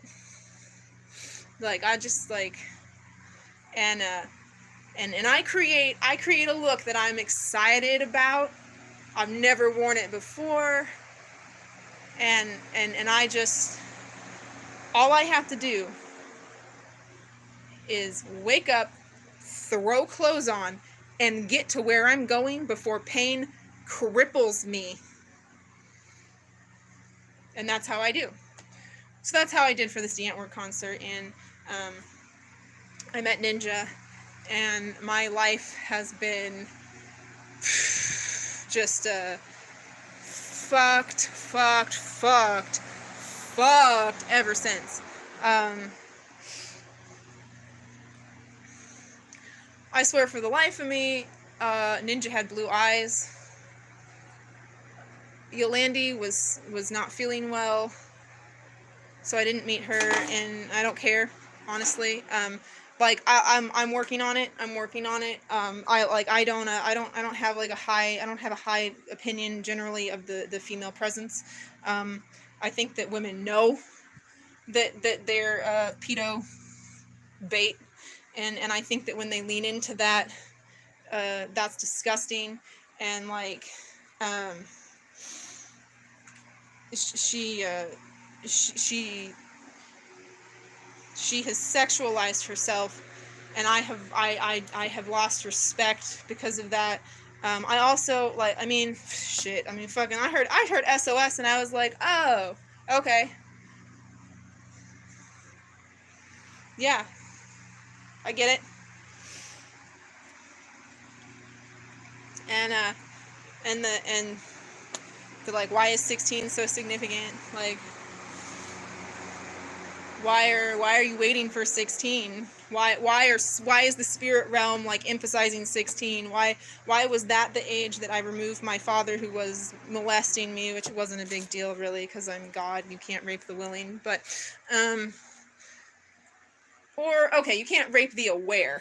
Like, if you're aware that, like, that person, like, they don't realize that they are of you, and you know, it's just like, yeah, just dissociate, step outside of the body, like have fun with that lump of clay, and so it's not a big deal to me.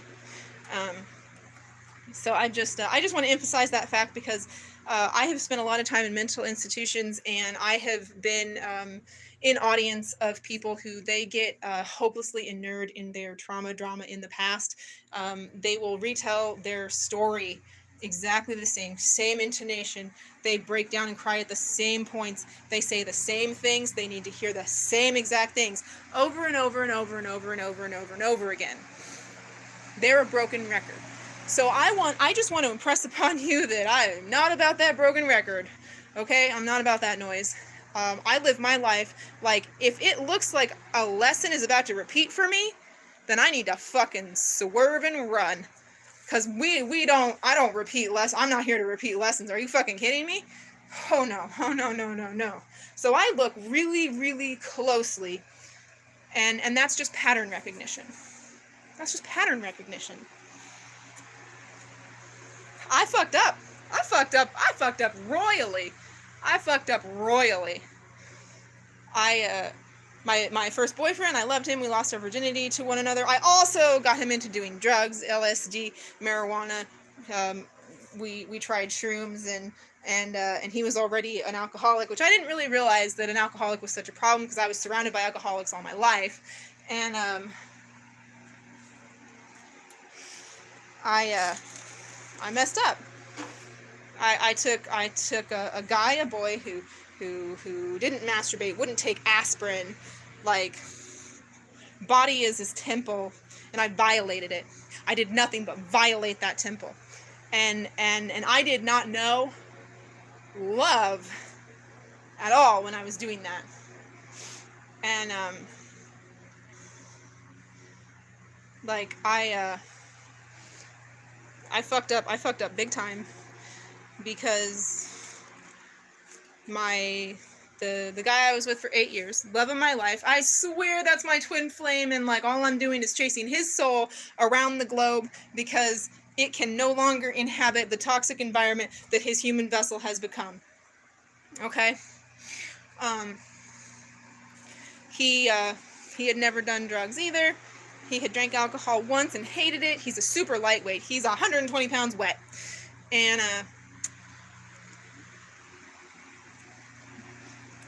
I didn't offer it. I didn't push it on him. See, it was in my agenda to enslave my first boyfriend, because he was a means to an end of mine. And this is where you're gonna start to see, like, a lot of people, you know, people that know me now, I'm love and light, man, like, beautiful, I love it, Christ consciousness, like, I forgive you, man, you know, but like they're like, don't say that about yourself, that you're a psychopath, and, like, no,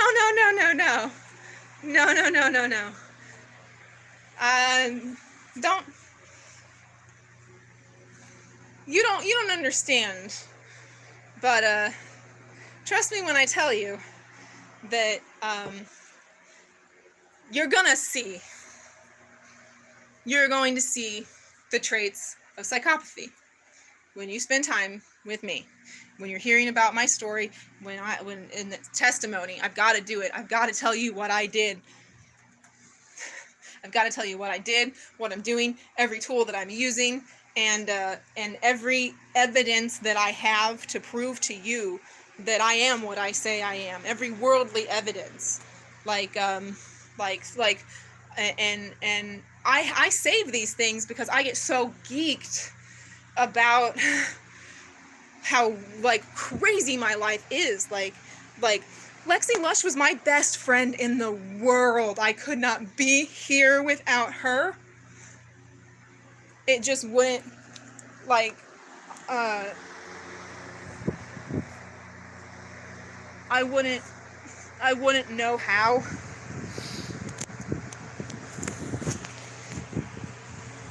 You know? And, like, she doesn't have anything to do with me now, but, that's like, if I say that, like, it sounds like I'm telling stories. It sounds like I'm telling tall tales. Like, Lexi Lush was my best friend. Oh my god, bestie pie. And like, the craziest fucking thing is Ninja. The craziest fucking thing is Ninja. That's hard to stomach. The craziest thing is Ninja. But, you know,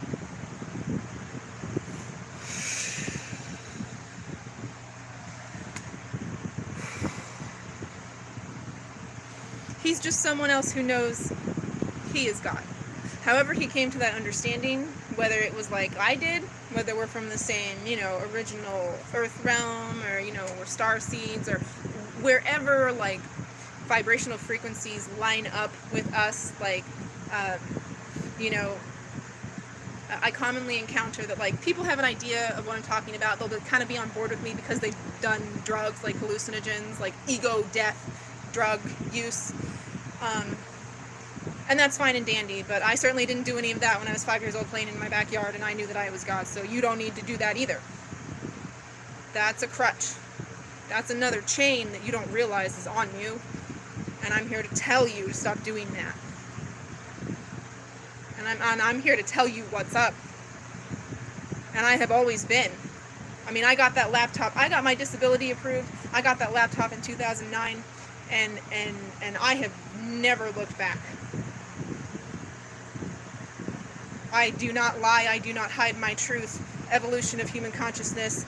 I am the creator.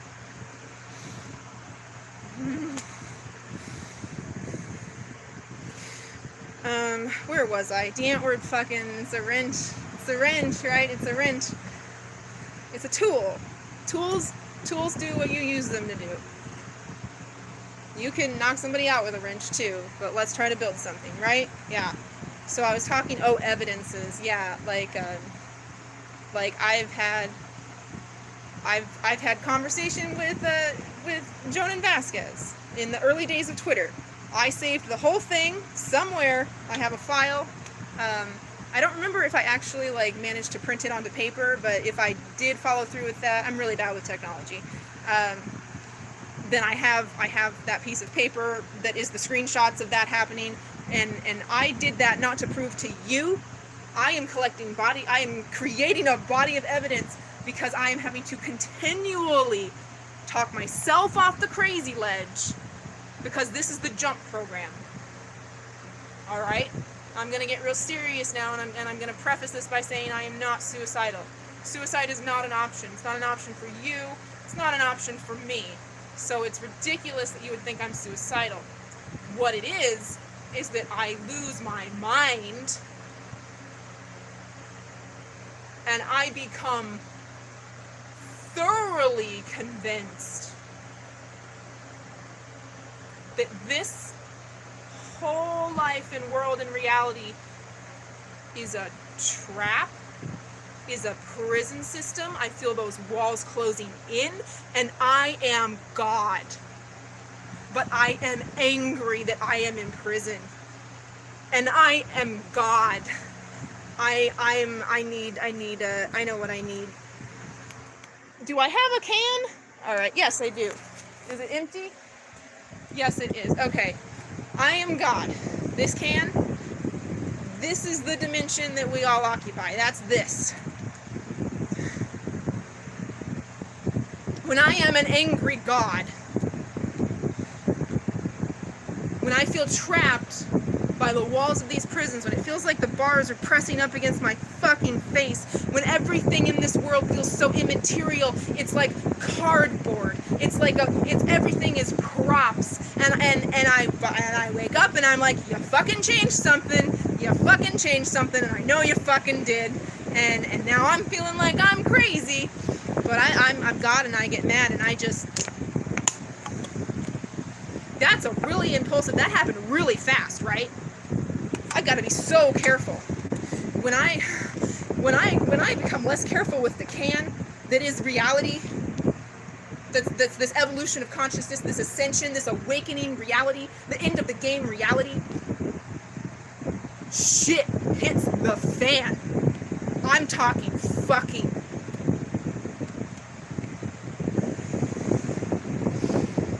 If you witness it, all you can reason is that I am a witch, that I am an agent of Satan, that I have power beyond my grasp through illegitimate, ill-gotten means for evil purposes.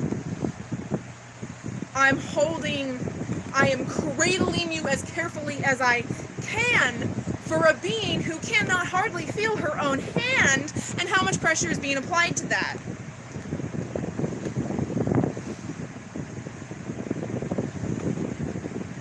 It's like, hold on tight, we're going through a shift. But holding on tight, remember, this can is our reality. This is our holographic illusion, computer simulation. This is it right here. The prison I'm perceiving, I'm in the can.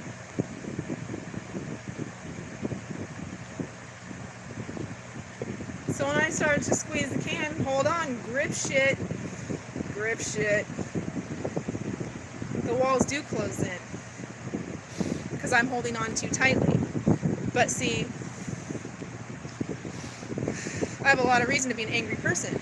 I've had a lot of things that if I participated in victim mentality, I would just be a broken, pathetic, fucking useless mess because of all the trauma and all of the hardship and all of the pain and blah blah blah. I do not subscribe to victim mentality. I cannot possibly. I know I am the perpetrator and have known that solidly from 5 years old on, right?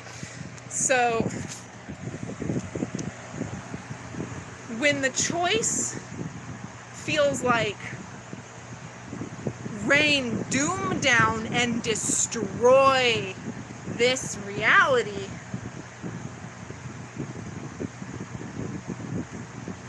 or take that leap of faith, jump off the building and know, like when I start to like go crazy, see, I will not commit suicide. I will absolutely, you should absolutely be aware, I'm telling you, this is in the realm of possibility, that I will voluntarily take a flying, running jump off of a building or anything high, not because I want to die. I don't even believe I'm going to fall, because everything has coalesced, because it has been distilled, and because I distinctly am aware that I have hit a dead end. And when I hit a dead end, I've got to fucking create a whole new fucking pathway so I can keep walking forward. And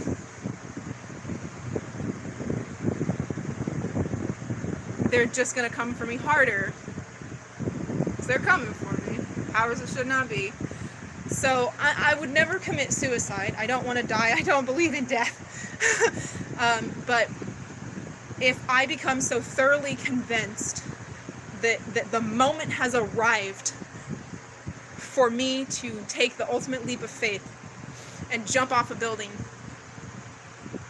holding on to that faith that I will fly, that I will fly out of this computer simulation prison. I do not think I will die. You might see me die. From your perspective, my people that love me will mourn. I might, see my body below. I'm flying over it. I'm leaving this all behind. Like, I'm just ready to fly. I'm just ready to fly.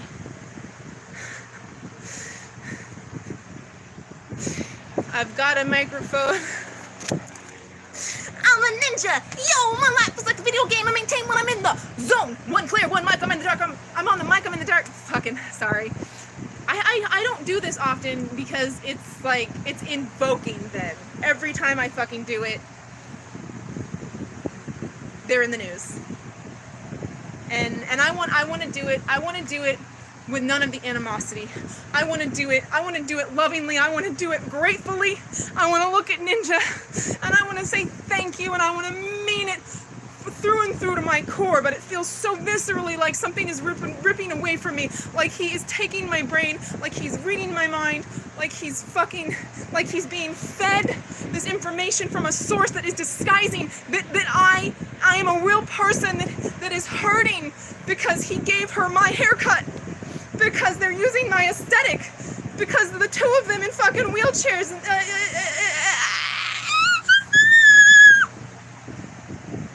It's enough to make you lose your mind, right?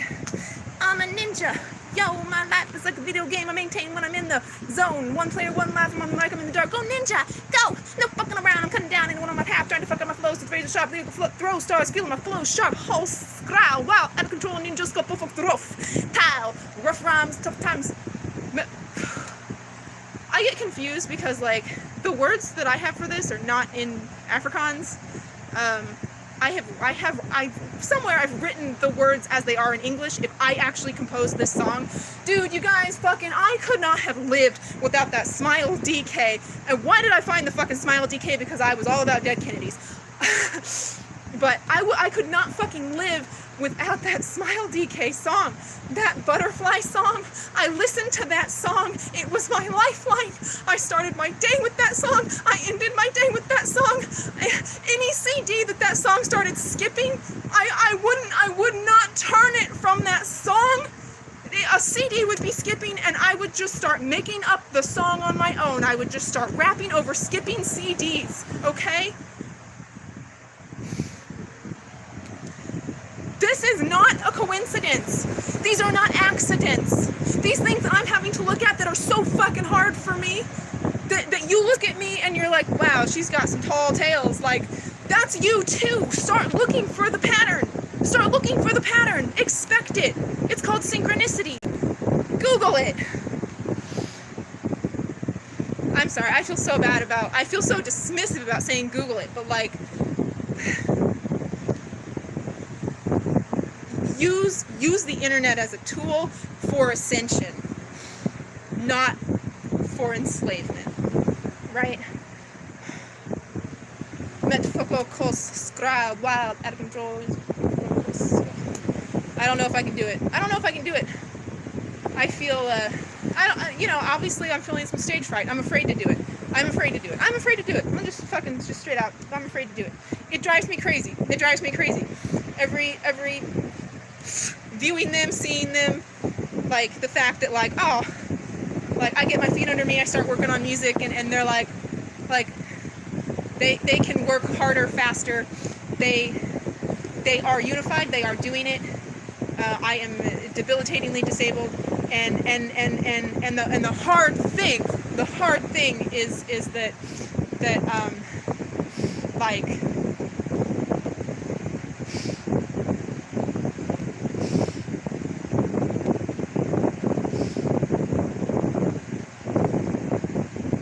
this is my SOS. This is my SOS.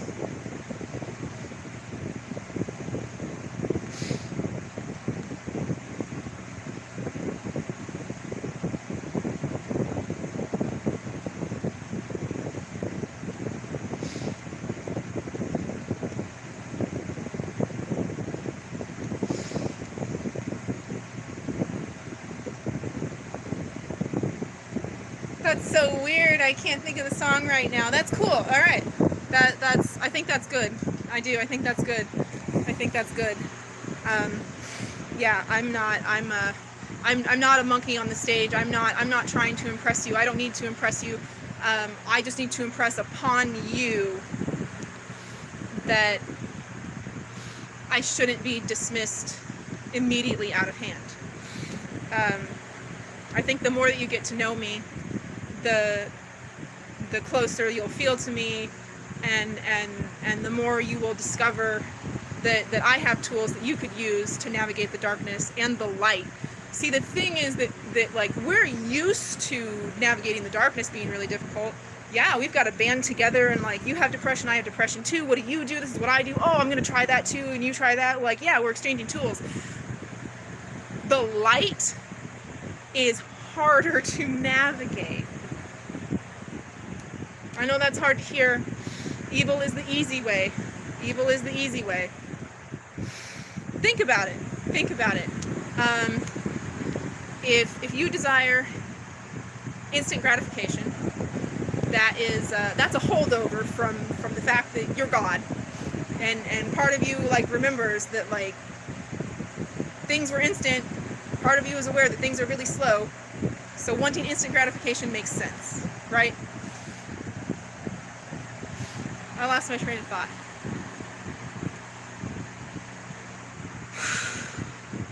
I wish I could see the chat.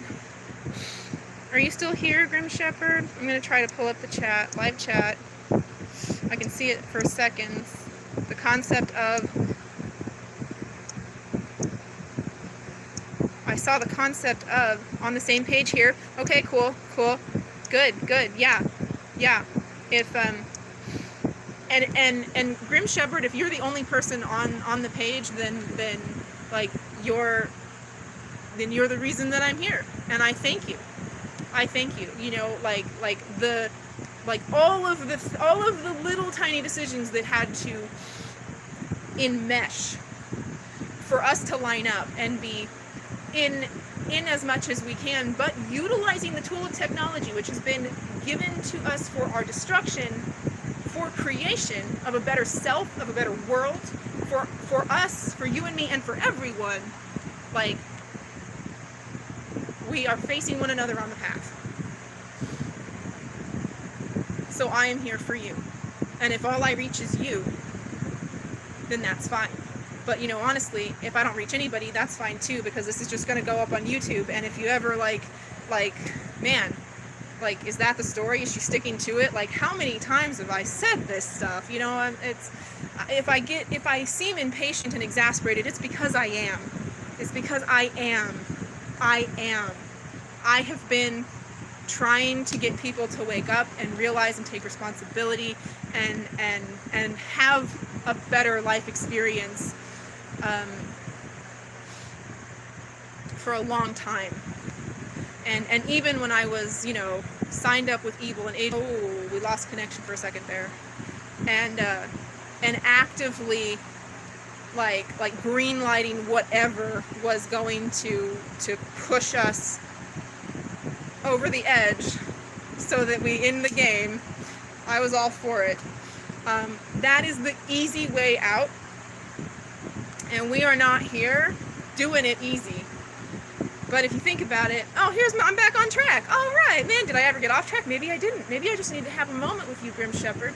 And I was just responding to that intuitive awareness because I didn't see the chat. And yeah, so cool. But I lost my train of thought again. This is fatiguing me greatly. I don't know if I'll have a headache when I stop doing this, but I didn't think about that until just now. I am going to sit down.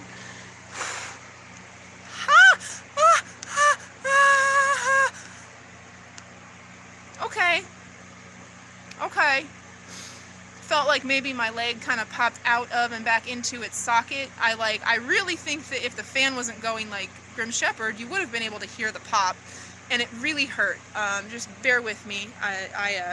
Yeah, I'm debilitatingly disabled. I've been diagnosed with chronic Lyme disease, which, hey, Plum Island government flu, malaria and syphilis. Yeah, that just happened, and it just happened to get into a tick. Yeah, right.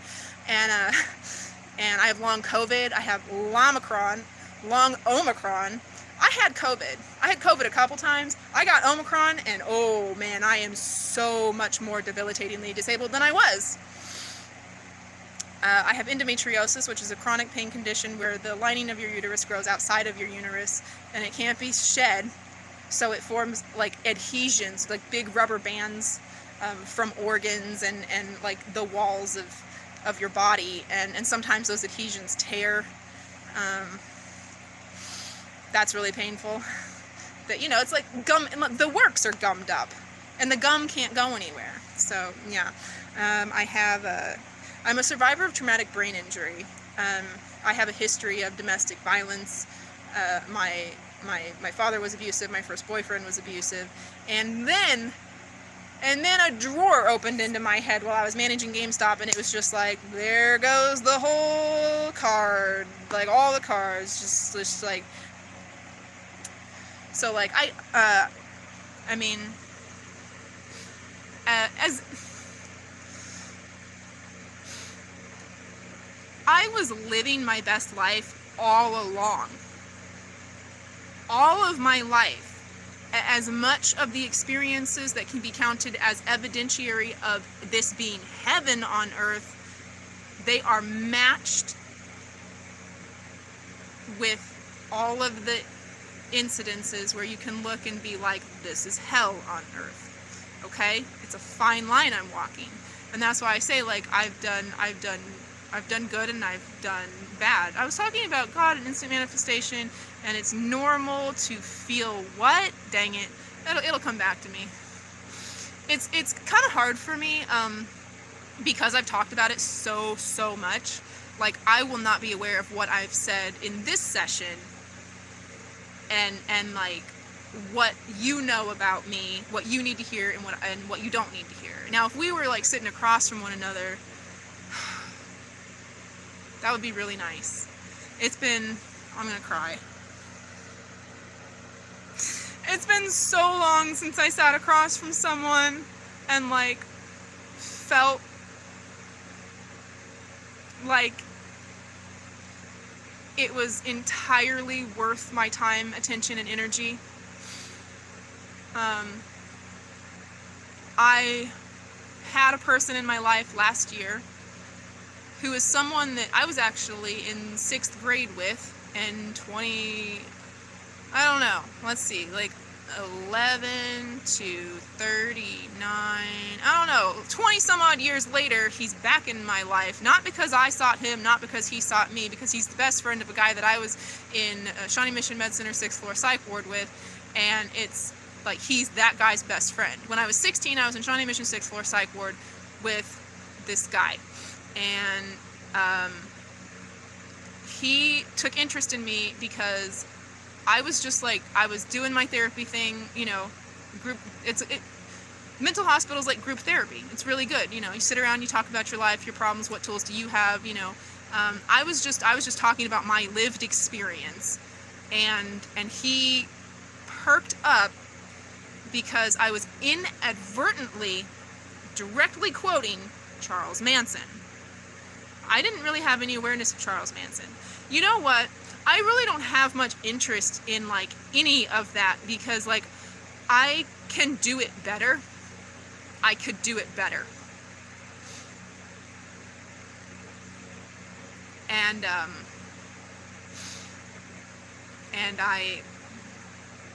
it doesn't impress me. I am also trying very hard not to just like scrap this shit and become a serial killer. That's, you know, anything's possible. I don't ever want to like speak to exclude a potentiality, because what you resist persists. Anything that I'm pushing away, equal and opposite reaction, I am pulling towards me. And that's why we can't operate from a place of fear, and we have to operate from a place of love. Because when you're in fear, you are pulling what you're afraid of towards you. so that you can conquer that fear. So if you're afraid of demons, you're gonna see demons.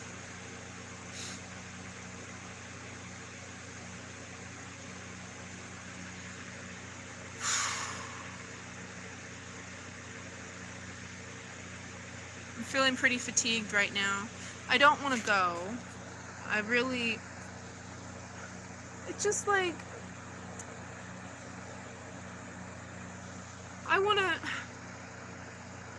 we're getting there. We're getting to the point where this is not going to be me screaming into the void. We're getting to the point where it's not just going to be me talking and talking and talking and talking. We're getting to the point where I'm going to talk and you're going to, like, see, like Grim Shepherd, you were like, yeah, I feel you. I'm here for it. In real life, as soon as you said that to me, I would just be like, you take the floor. Tell me what your experience of this is like. What that I'm saying is resonating with you. My ability to communicate with the human being is not good. Not good. I am not communicating effectively with people. And I need to get better at that. And the way that I get feedback is like, what of what I'm saying resonates with you, you know? I was talking about like when like in 2001 or 2002, I put out that SOS by screaming Bosses die Antwoord in the middle of the cul-de-sac, and I did not see how that I didn't see like all of the ripples in between that led to 2009 when Die Antwoord blows up with the butterfly song, that was like my lifeline. But that's like in direct correlation, you know? I asked specifically, I learned the language to ask specifically, why? What is the answer? They are the answer. That's what Die Antwoord means. Die Antwoord is the answer.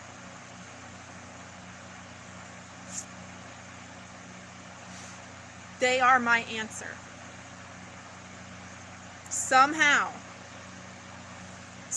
that's key to all of this. And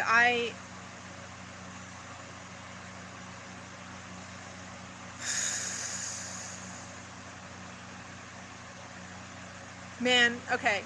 When I'm high vibing, like I'm not, this is work for me. This is a lot of work for me. But when I'm just like in my element doing my thing and I'm centered in the flow of creation, fully present, I'm a badass motherfucker, man. Like my I mean, shit, man. Like, I don't know how you could spend any time with me like before I was disabled and not feel like you were in the presence of something great, right? But I really, really vibe on some of their music, and there will be times that like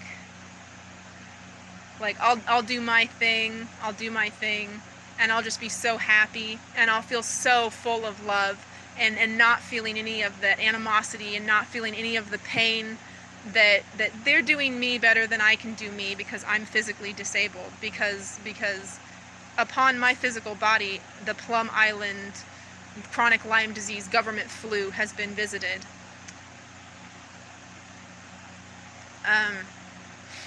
Because upon my body, physical abuse has been impacted, and my cognitive ability is greatly diminished.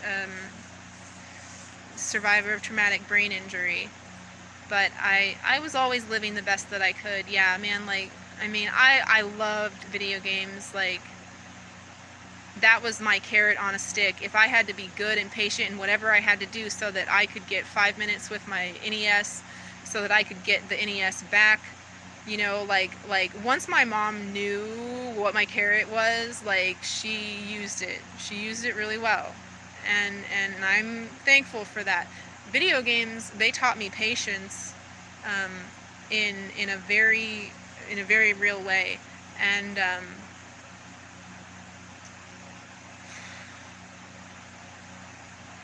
Kingdom Hearts, man, I just, like, it's hard for me, because I just, like, it's everything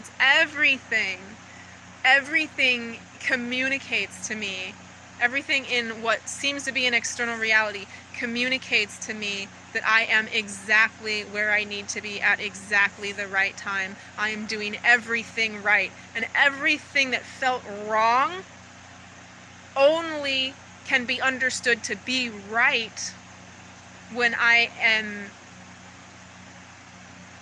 looking back with 2020 hindsight at it in appreciation of it.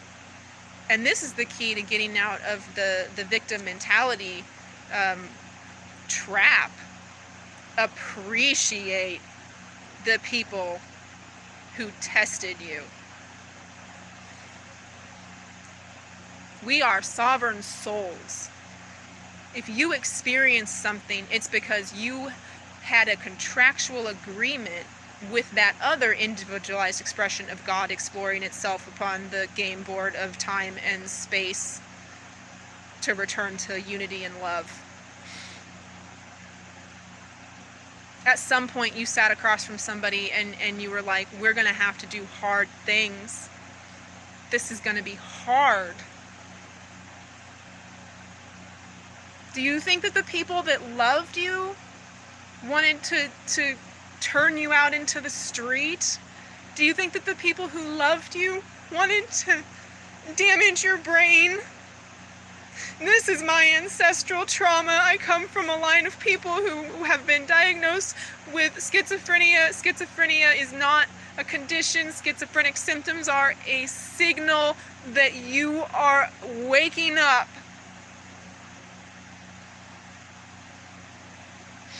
My ancestors received lobotomies.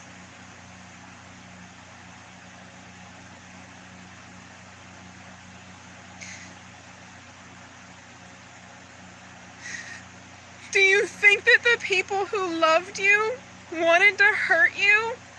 They were doing the best they could with everything they had from their point of awareness that they operate from.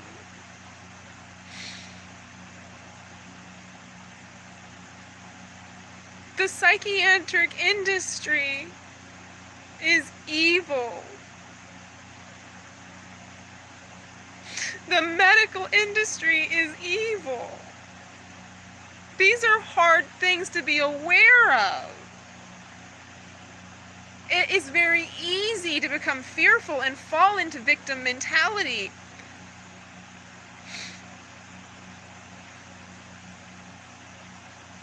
But just like I look back at my life and I'm like, wow, I would not have done that if I had the awareness that I do now.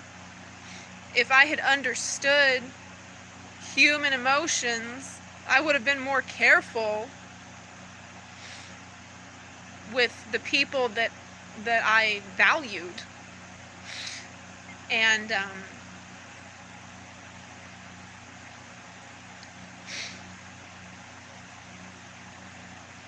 everything that is at play now, politics and the FDA, Big Pharma, COVID-19, everything here that feels like it is trying to crush you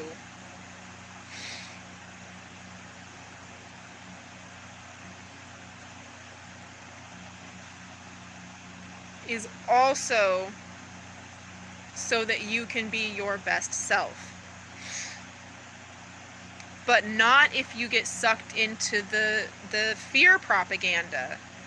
I really, really have to stress this. Like, if you're watching a conspiracy video and they've got the drama music and they're exploiting, whether they're aware of it or not, they are exploiting your energy by putting you into fear vibration. If they at all seem to be manipulating your awareness with the editing, the tone of their voice, how they present it, like I said, that drama music, and are they vitriolic? Are they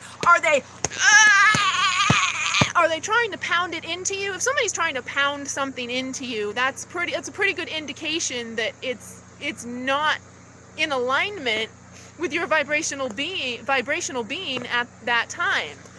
That fear, if they're in anger and in fear and they can't step out of it, see, I will get to there. You don't want to know what I know. I don't want to know what I know. I cannot unknow it. I will get to there. But if you follow me, you know what I am saying is true. And you understand that there's a reason to be angry about it. And it's okay to be angry about it. We could just, it's so frustrating. But more and more I'm seeing that people are preaching to the choir. They're just commiserating. They are just co-creating reality to be miserable. Okay? A bunch of people in fear vibration get together and things get really ugly. There's a sociological phenomenon, if you've studied sociology, where the average the intelligence of the individual, it goes down the more individuals are in the group.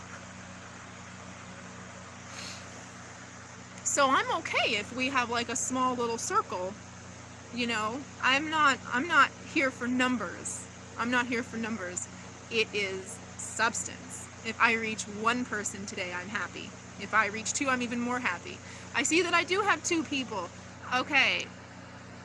If Grim Shepherd, if you could kind of like fill them in, just, I don't know, if they have questions or anything that I've already said, and you can absolutely refuse this. You don't have to do that at all.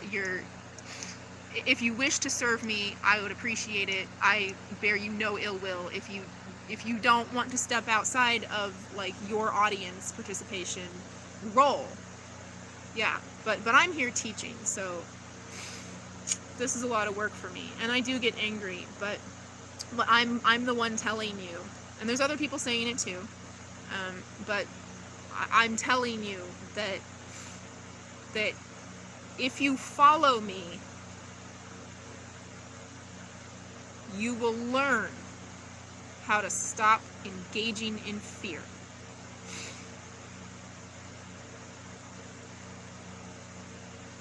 Yes, it's scary. Yes, it sucks. Just like I sat across from someone and I was like, yeah, okay, I do need to learn that. We've got to do that. We've got to do that role reversal. And I've got to be the victim and understand what it's like to be the victim. And you've got to be the perpetrator this time and understand what it's like to be the perpetrator. And we need, and then when we've completed that, I'll know where you're coming from. You'll know where I'm coming from. And we will have more puzzle pieces to ourselves and to the bigger picture as well. And my headache is coming back. That sucks. And I've been doing this for a long time. I've been doing this steadily since 2009. So there's things that I say, and I probably do not speak them into existence in this format with what they deserve, you know, like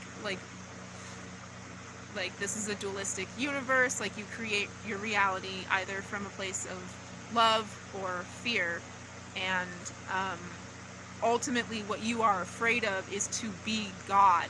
It's a lot of responsibility. I mean, look at your life and like everything bad that someone did to you, think like, oh, I agreed that that's what needed to happen so that we could expand our awareness, improve our perceptual abilities, and grow and awaken and ascend. Okay? The better you know yourself, the better you know God. So sit down with yourself and you'll feel closer to whatever your faith source is. Whatever you call that. You don't have to call it God. But whatever your source is, the closer you get to yourself, accepting the choices that you made, owning that those choices that you made that were bad taught you a lot. And when you do not, see, this is what I've done. When you look at shit and it's like, that just seems like just fucking me over for the sake of fucking me over. Like, what was the point of that? Why? And I will sit with like stuff that happens in my life and I just go over it and over it and over and over it. I examine it for every, like, is this a pattern repeating that I have been missing? Like how did that happen? How can I avoid it in the future? Like, course correct, you know, like I just make absolutely certain that I am not making the same mistake twice. And where I did that, made the same mistake twice, was with the guy that I was with for 8 years, because he was like, I'm curious about marijuana. And I was like, okay, if you want to do that, I don't want you to, but I'm not going to stop you from doing that. Like, hey, guess what? Friends don't let friends do drugs. Real friends don't let real friends do drugs. It is torn out of a planner of mine from, like, I think maybe 7th grade. It might be a Westridge planner. If it's from 6th grade, if it's from fucking Sean Todd's 6th grade Kegel class, I'm gonna be my mind fucking blown. But I think it's Westridge, and it says real friends don't let friends do drugs, and I did not realize that marijuana was drugs. He came and he told me his family history. He told me all about himself, and I told him all about myself. In fact, I sat down with this guy that he and I were together for 8 years. I sat down with him, and for 8 hours straight, all I did is exactly what I'm doing right now, is telling you, like, what's up with me from everything I know about me. But back then, in 2003, I still had that loophole where when it got to be too big and I felt like it was time to jump out of the matrix, I would just go, oh, I'm just a crazy person. I'm just a crazy person. Maybe I'm just rocking back and forth in the asylum. Maybe the padded room that I drew and turned in and got an A on my project in art class when I was doing all of my art assignments from the insane asylum, maybe that's where I am now, and I'm just crazy. And it's comforting. It's really comforting. And I had that. I had that until I had a premonitory vision dream that my cat was going to be taken from me, and I didn't want to believe it. I heard like the voice of God, like, which one? And I'm looking down at my 2 cats and I'm like, which one? What? Which one would you choose to kill if you had to kill one right now? And the bitch of this is that as the question is asked, it is answered. It was Lily. And I was like, oh, I'm just crazy. Oh, I am not in communication with myself as I exist after the game has ended. I'm just crazy. I'm just crazy, and she's not gonna die. I'm just crazy, she's not gonna die. I did not just kill my cat by communicating with the spirit. Like, that's not happening. You know, I wanted to believe that. And then I had the premonitory dream vision where she was violently ripped out of my arms and dragged away by like CIA demon type of people. and I woke up. I was afraid. I was afraid. And all I could do to get out of fear, just to leave her and go to work, I worked full time back then, was to just go, I'm just crazy. So if you're telling yourself you're crazy, you probably really need to be learning how to stop operating out of fear. This is the art of non-attachment.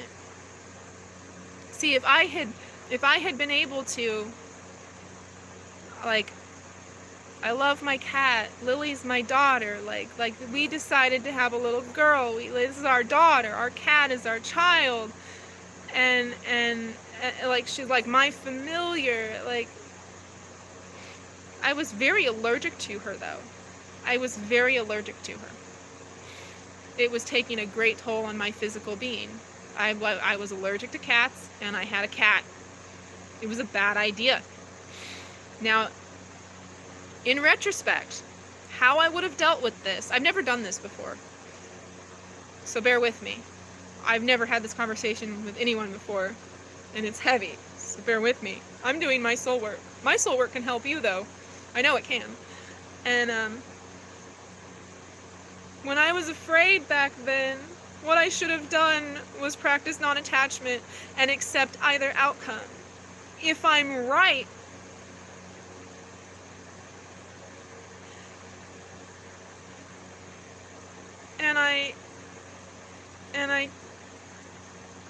and I lose her,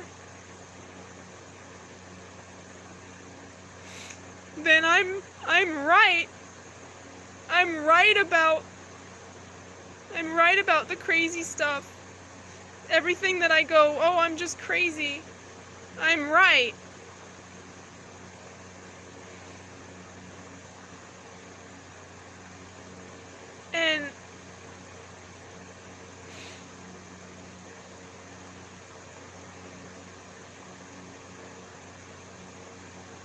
And maybe it's what's best for me, because I'm allergic to her. And this boy that I love, he doesn't know how to love. He doesn't know how to nurture, and maybe we shouldn't have a child together. Maybe when Lily died, that was the red flag. When Lily died and he didn't remember because he was high or drunk, I don't know. Whatever was in our system, he doesn't remember this. I mean, I woke him up. I was sweating, crying, shaking, and like I don't generally wake from nightmares. It takes a lot to shake me, including everything in the nightmare realm. I have horrific dreams, but like I woke up from a nightmare, shaking, sweating, crying, and I was like, she's gonna die. He doesn't remember comforting me. He does not remember waking up that night. He does not remember that. He wasn't there. When I woke up terrified that Lily was gonna die, and I decided it,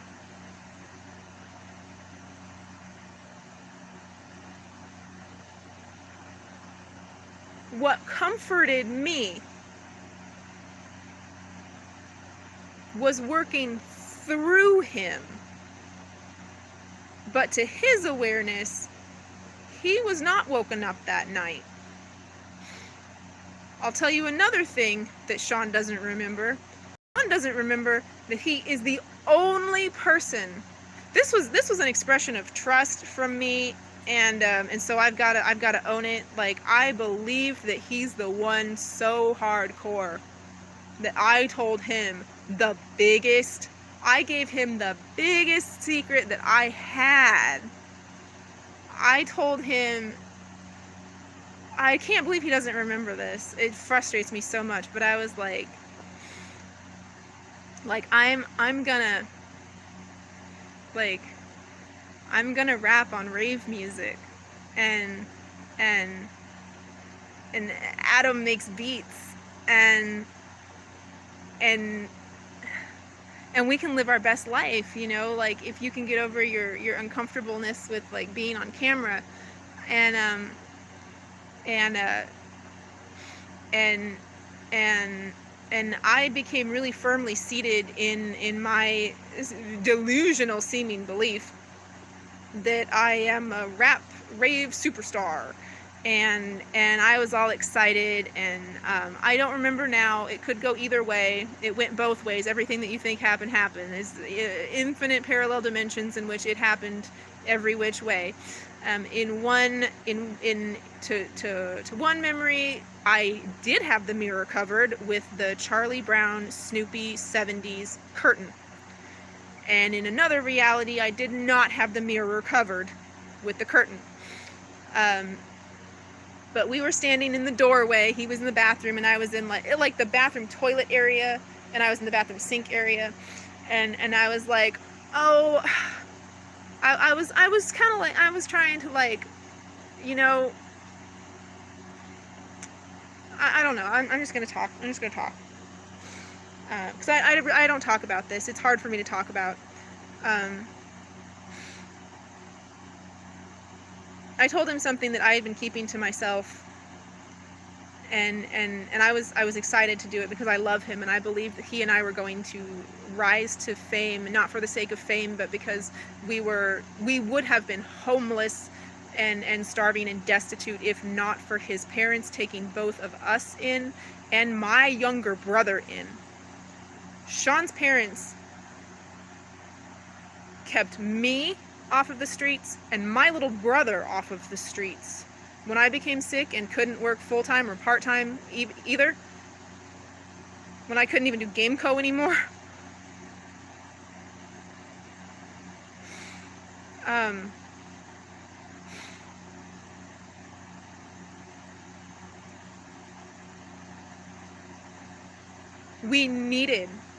We needed an SOS, but we had a roof over our heads and we were fed.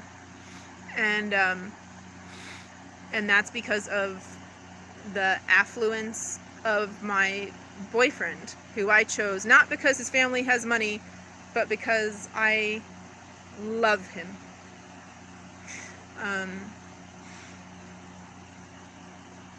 But I was excited, but I was like, you know, like, ugh, you might not like it, I don't know, but like,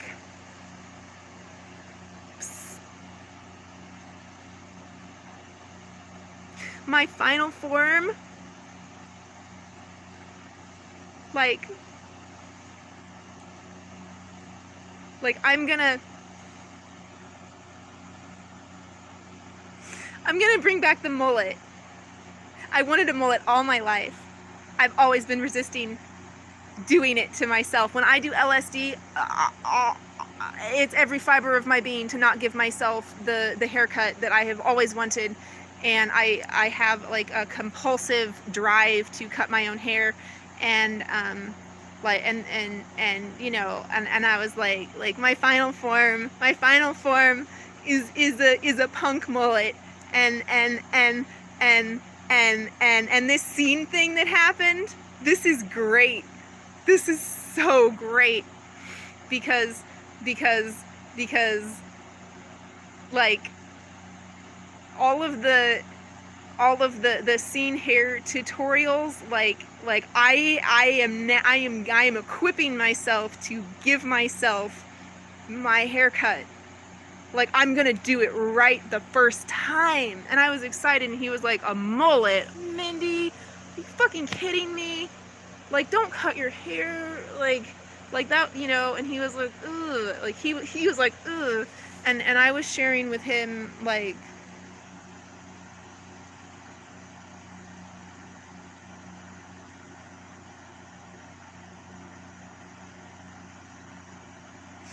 I was sharing with him like the excitement and and trying to like convince him like, no, like, okay, like mullets are not usually cool, but like I'm a fucking punk. I'm gonna have a punk mullet. Like, you know, like I haven't been able to like tolerate ever since I gave myself a mohawk. It was so hard to tolerate having hair here. I couldn't stand it. And I was like it's oh, Sean, it's I didn't understand why it was a mullet before I was disabled, but like it totally makes sense. And yeah, my final form is a mullet, and I'll have it blonde, and I'll like change its color, because you know it's fun to be blonde for a while before you like put a color in, you know, and we are going to be famous worldwide. We are going to live our wildest dreams. You are so talented and gifted, enigmatic. People love you. Me too, man. And I have got bars. And if I had someone that I could like make sounds with my face, and they could translate it into rave music, I'm set. We're good. And his best friend was like the guy who produced music. Like his best friend from childhood is the guy who produced music, and I'm lyrics and vocals and but you know what, I respect that my boyfriend did not want to do that.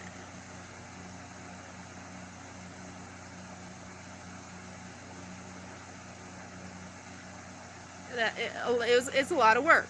It's a lot of work. And at the time that I'm saying this to him, I'm not even comfortable being on camera. I'm spooked at the sound of my own voice, you know.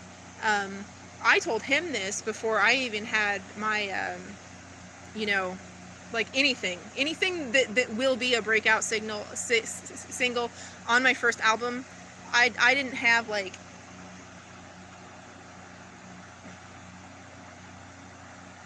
maybe that's why, you know, I didn't have like anything that I could spit right there to like to remind him of who he signed up with, you know. But he doesn't remember that. He was high. And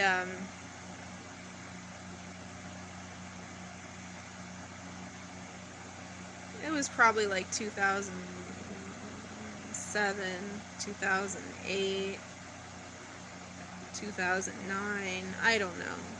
Whenever I got my disability approved and we could afford to eat healthful food, I was like, oh, we got this.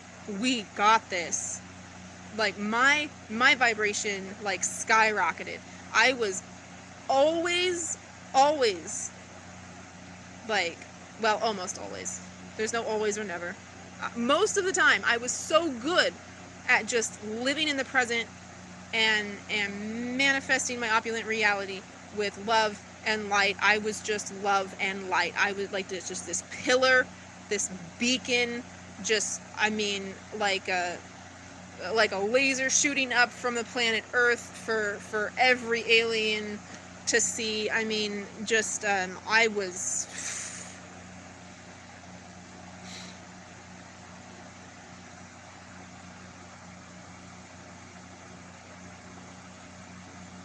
But see,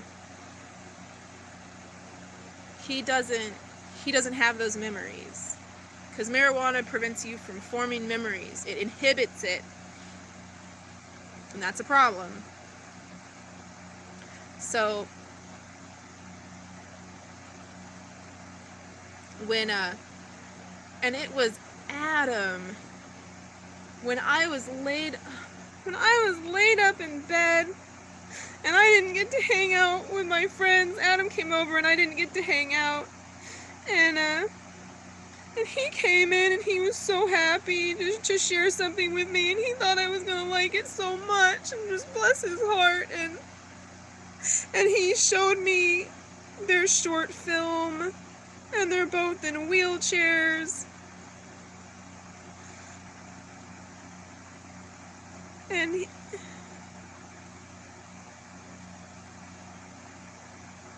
when he showed me what Max Normal was doing.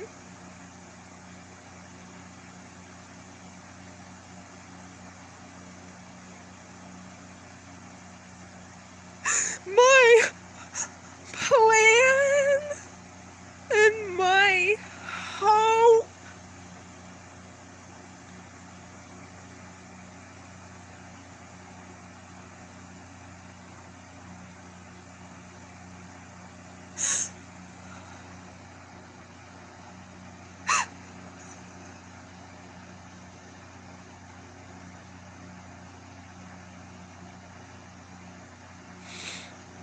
I didn't receive it warmly. I think I probably was like, oh, cool. I was also under the influence of oxycodone, so I was in a very dark place at the time, and I just, and I was just like, if they're living my dream, then this is my nightmare, and I don't have my SOS anymore. I don't have my avenue to get us a house and live independently.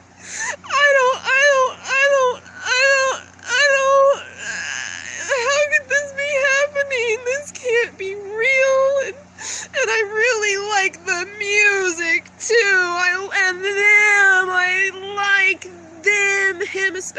Him especially. Like, initially her, I was just like, oh, motherfucker. So you looked into the mirror, you thought, you didn't know where shit was coming from, and you looked into the mirror, and then you got the notion to give somebody my haircut. You got the fucking notion to give somebody my haircut, and you followed through with that, and now you're doing with my track, and I was angry. And you know, if you know, if I hadn't have been under the influence of that oxycodone, it wouldn't have gone to such a dark place. I might not have felt so devastated, like my dreams had been ripped from my grasp, like my mind had been ripped, like my soul had been raped. The antword existing is like my soul being raped.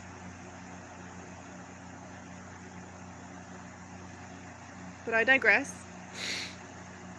You know, if Adam had waited until I wasn't in pain and wasn't under the influence of any substances, maybe I would have been able to look at them and be like, you guys, that means we can do it. That means we can do it too. We can do it too.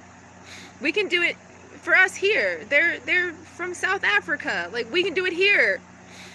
Shit, we can come up here and then we can hook up with them and we'll just be like all of us in God mode. We'll just be all of us in God mode, saving the whole planet, helping everyone wake up, creating heaven on earth. Maybe I would have had that. Maybe I would have had that if I had had love and light, if I hadn't been immersed in fear vibration because of the oxycodone and the marijuana. It lowers vibration. It lowers vibrational frequency. It brings you down. My natural frequency of love and light, there is no mistaking when something brings it down. Those things bring it down. But Adam didn't wait until the next time we hung out when I was feeling good. He was excited. And I feel so bad that I did not reciprocate that excitement. I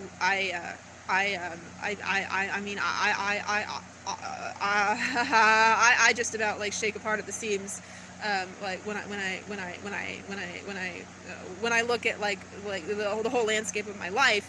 But I was doing really well. I was doing really well. I was doing really well dealing with all the evidences that I have to live with, that I am God and I'm not wrong and I'm psychic and I create my own reality and I am here, I am chosen, I am God on earth in human form. I am understanding for the first time what it's like to be human with full awareness of being God. And And I've been dealing with that really, really well. I'd been dealing with that really, really well until the ant word. And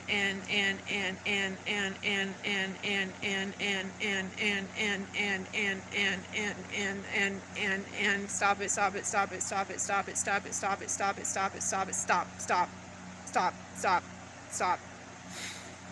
I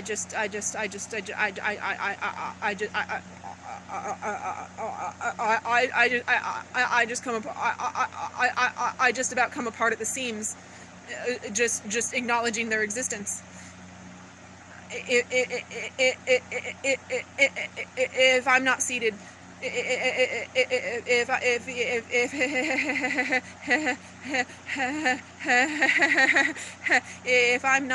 I'm not in love vibration, if I'm not in love and light, if I'm not in high vibration, if I'm not forgiving, if I'm not giving grace, if I'm not thankful, if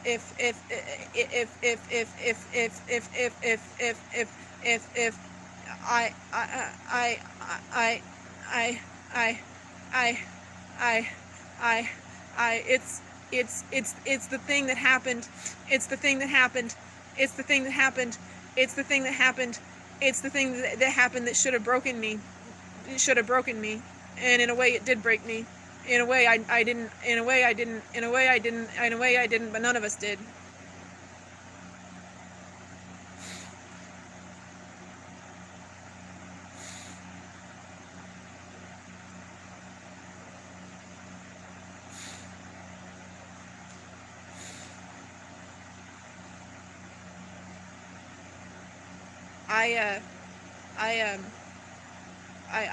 I start to question reality, and that's why I have a body of evidence. You know, I have to have that body of evidence. That's I don't do it to prove to you. I have to convince myself that I'm not crazy over and over and over again. And I'm thinking like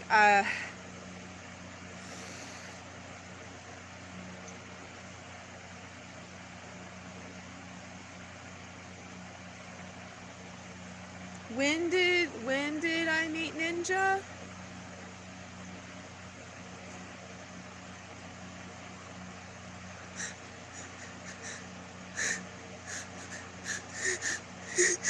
It was 2012. And that was the end of reality as we knew it. He went kiss, kiss, and it went poof. And we're in a whole new world now.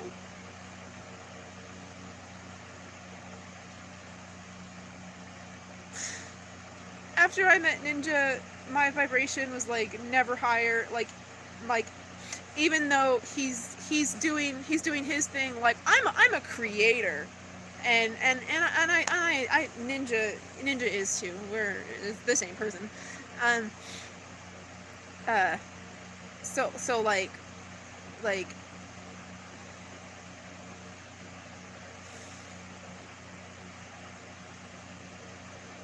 there are so many things that I could do to get my feet under me, to buy a house, plot of land, live off the grid. That's my goal. That's my goal. For me personally, I mean, I want to help all of humanity. I want to be a household worldwide name.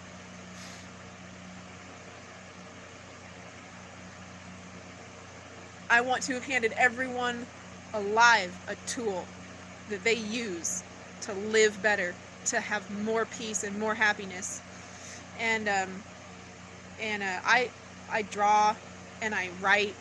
I create, and there's so many things that I could do. So when you know, I just try to take heart in the fact that, like, I'm physically unable to do that. I'm physically incapable. My body is so broken, I can't do it. And so I'm grateful that they can, and they did it in that timely manner that they did, and I'm grateful. because that's pressure off of me to do it. And the more I look around and the more artists are taking my sketchbook pages and making them into third dimensional reality, the more I'm like, well, I mean, we're getting down to the only way that I'm going to be able to be self-sufficient, buy a house, live off the land, live off the grid, is to have support from a community to do that. And so whenever an idea of mine is taken off of my to-do list, I could still do it, you know, but that's not how I do. Like, any idea I have, I'm like, I'm not putting any more time or effort into this if I can Google it. That's how I do. I search exhaustively to make certain that the idea I am investing my time, energy, attention, and money into, I am not producing anything that already exists. Okay? That's how I behave as an artist and a creator. I only look for my own ideas outside of myself, okay? So as those things are just slowly, you know, I'm still sick. I got that syringe on that sleeve of that fucking sweatshirt, though. I can't find the fucking blow up lettering, and I guess I'm gonna have to fucking redraw it, and I don't want to fucking redraw it. So instead, I think I'm gonna fucking write sincere in it, and I'm just bent about it because, like, I can't find something, and I kind of go crazy when I can't find something. And I think that like somebody else like threw it away, and I don't remember that. Because Killian would totally fucking do that. He'd be like, she's never gonna amount to anything. This is such a waste of space. My boyfriend, that's how he looks at me. I'm never going to amount to anything. I am a waste of space and time and energy. I am just a crazy person.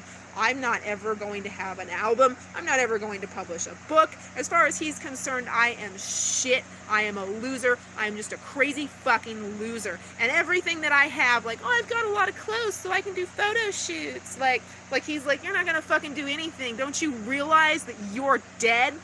Don't you realize you're done? And that's what he was trying to, like, convince me of. And so he's, you know,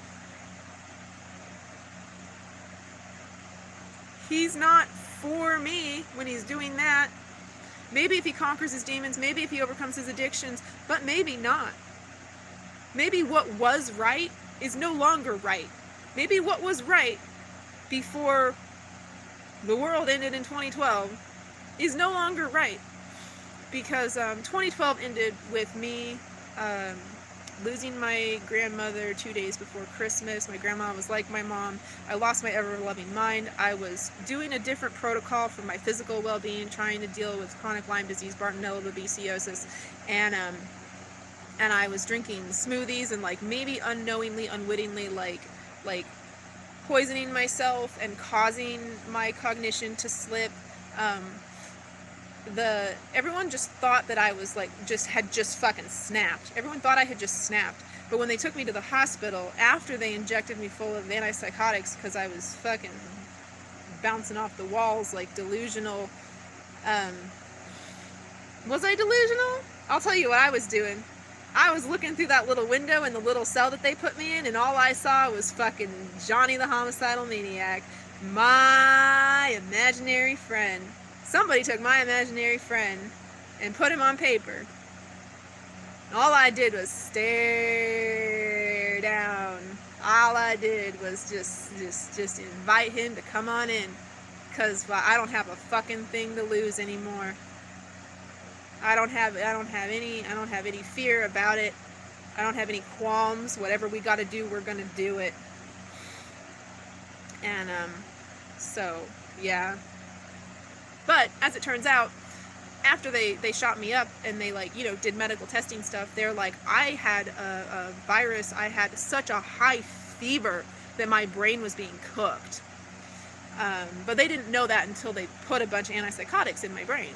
So I was messed up. I was messed up from that, and then my grandma dying. That was a straw that broke a camel's back, and a bunch of shit went down. I've talked about it before. I don't want to talk about it right now. You know, my boyfriend threw me to the wolves.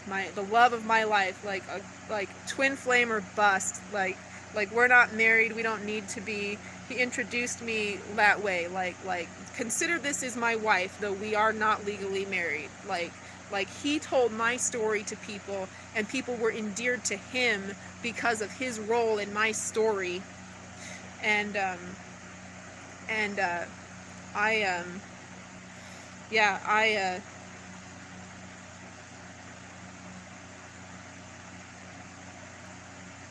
I just wanted my boyfriend to stop doing drugs. I just wanted him to stop doing drugs. And so I went to his family and I was like, he has a marijuana addiction, and they laughed at me. Stacy didn't laugh at me. Stacy let me in his room, and I sat on like maybe a folding chair. Like we dialogued like opposite each other, and I told him that, and like he didn't dismiss me out of hand like Mary and Dad did. He didn't. I love Stacy. But like I became committed to that, and at the same time, my beloved mall, that I had worked at that mall. I worked at the Great Mall. You guys, I worked at the Great Mall. I never would have worked at the Great Mall if I hadn't failed at GameStop. I love that mall.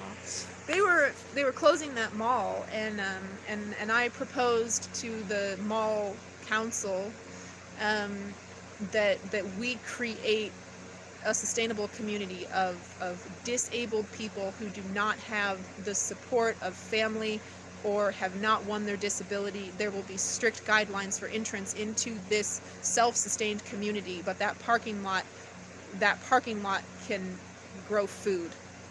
That parking lot can grow food. That parking lot can have a carnival that goes on 24/7. Every single day, all the time.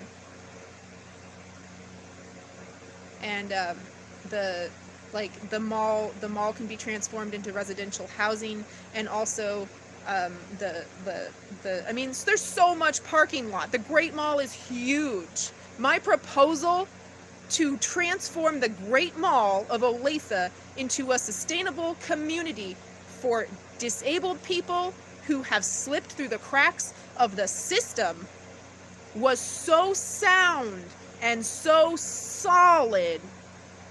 All I needed was a lawyer to go present it to these people.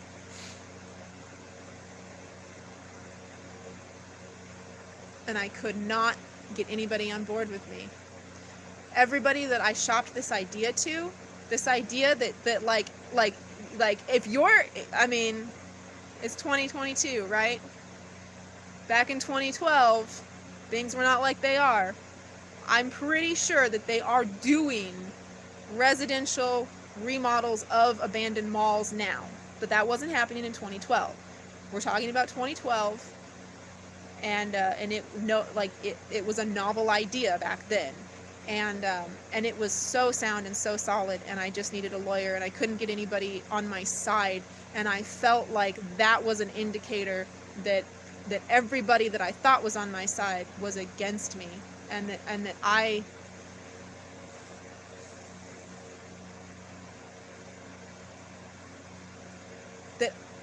needed to behave radically to enable radical change in my immediate circle of friends and in the external reality and in the biggest picture.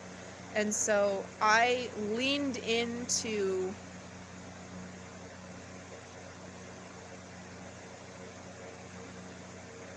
being God like I have never leaned into it before.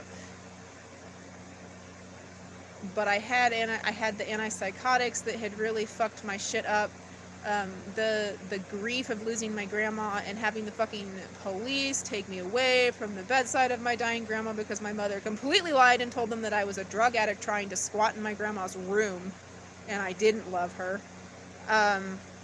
Like, that was so traumatic for me that I couldn't follow through with that with that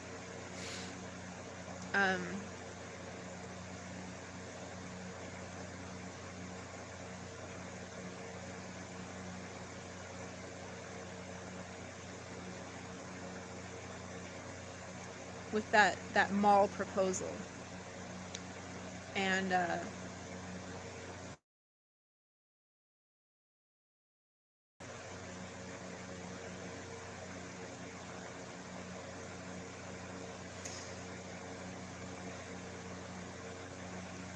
And I got you know, I slip out of time. I receive messages out of time. I became thoroughly convinced, like, not even that this was going to happen, like, no. I thought that something worldwide had happened, and life as we know it, we were nobody was in the streets, stores were abandoned. My perception of reality in 2012 was exactly the reality that we face now in 2020, 2021, and 2022. But I was getting that, I was receiving that information in 2012. And so when I was talking about, like, no, like, we don't know how contagious it is, like, don't use the bathroom that your parents use, like be careful when you go outside, like, what supplies can you find, like what's scarce, like it's the end of the world, Sean, it's the end of the world, and we've been waiting for this, like, we're happy for this, it's exciting, but it's also, like, freaky, and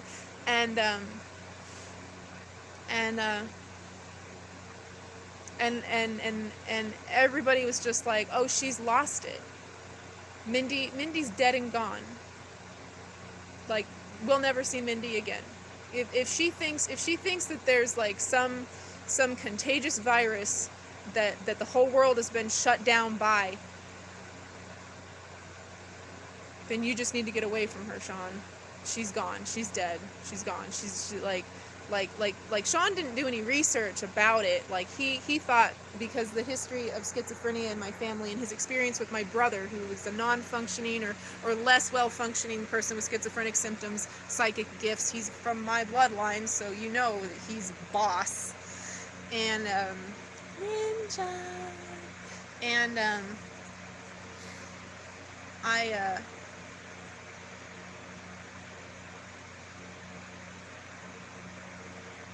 I couldn't shake it. Like, it was pervasive. But to the world, it looked like I was going insane. Not understanding that I had like gone through an ascension process, and that I was, like, you know, they thought that I had gone insane, and so they put me in a nut house, and they just left me there. And my boyfriend, who I had been with for 7 years and loved, and I thought that he would be with me for everything, and I thought he had my back.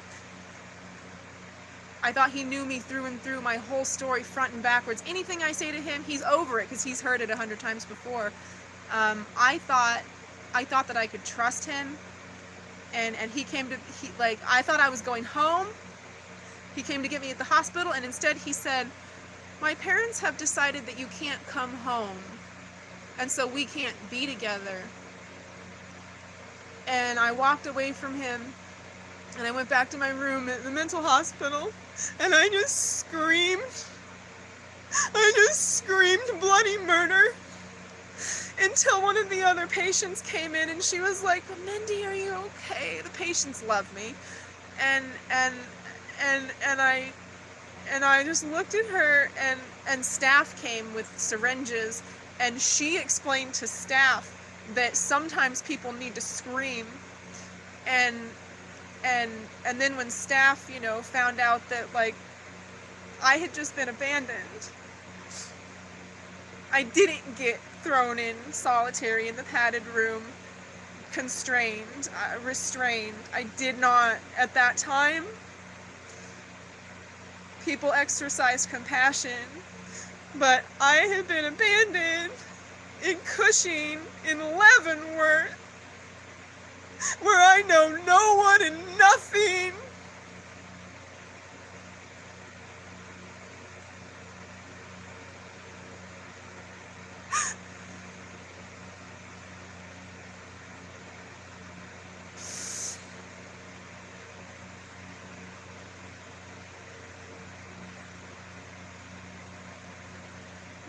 When the hospital like decided that I was too problematic, like in a mental hospital, like I run that joint. In a mental hospital, like the patients are agents and we are like running game, and like in a mental hospital, like I am God. And I don't mind being in a mental hospital, you know, like it would be the easy way out for me to just like let them lock me up for life. I thrive there, and I do a lot of good there because I have a lot of tools that people with mental illness symptoms need. But it's just a little vacation, and I've got to get back to the real world because I'm not broken like they're broken. And so when I got out of Cushing, they wouldn't give me my glasses. And I tried to take my glasses, and that resulted in my arrest, and then I was in Leavenworth jail. And then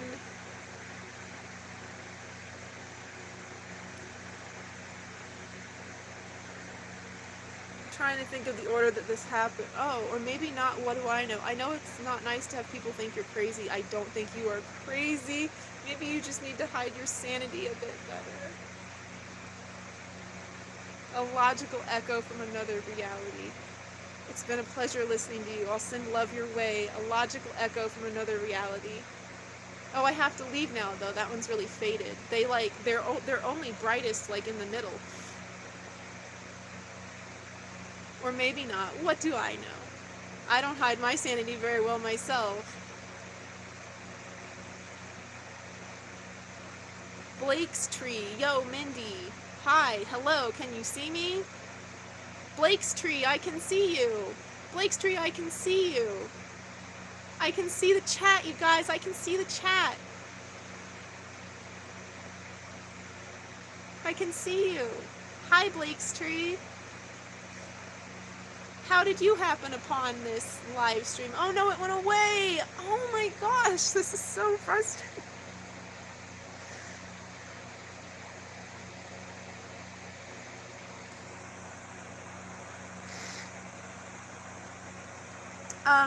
You know, I'm a debilitatingly disabled adult person and a very vulnerable individual. And when I got out of Leavenworth jail, it was because they were shopping me around to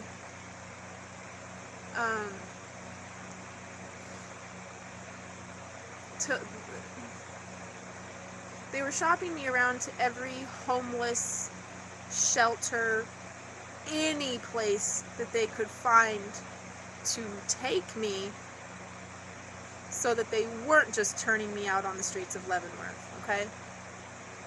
And they drove and they drove and they drove and they drove and they drove, and everyone who met me, they were like, that will not be safe here.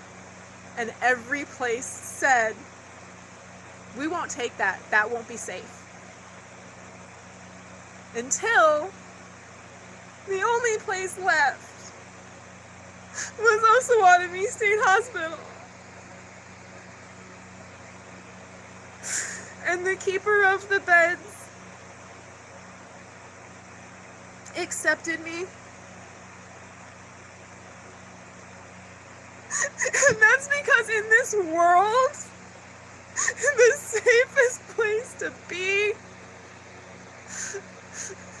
To the perception of people who are not aware of insidious agendas or what's going on in the psychiatric, the whole psychiatric industry is just the modern day witch hunt. They think the mental hospital is the safest place for someone like me.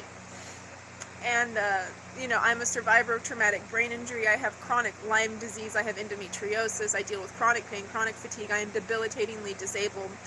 I didn't even have my wheelchair in jail or Cushing or anywhere of this. So, all of it happening and the fact of it is a miraculous of my physical being entirely. It is just exemplary of what I am capable of, my mental and spiritual being. But Osawatomie State Hospital is where I landed. And they were under the impression that I was just a crazy person. And, already one of those people that there's no hope for. And they didn't know that I actually had peripheral neuropathy, nerve damage diagnosed. They didn't know what any of my actual diagnoses were, and they thought that my pain that I was complaining about was a delusion. And so they shot me up with antipsychotics whenever I was in pain. And if I couldn't sleep, drugs. And I'm a traumatic brain injury survivor. If I'm off, drugs. And I wasn't being malicious. My drug-addled mind, even without a drug-addled mind, having to live somewhere where every hallway looks exactly identical, I didn't realize I was walking down the men's hallway. They didn't need to tackle me and shoot me up when they saw me doing that, though, did they? Couldn't somebody have just walked over and been like, sweetie, you're going down the wrong hallway again? But because they had decided that I was evil, because they had decided that I was problem, because they had decided that I was a broken, undesirable, never will function or be a productive member of society person again, what they did was use excessive force anytime a correction could have taken place. And the only reason that I survived Osawatomie State Hospital is Jim and Nate and Todd. 3-dog night.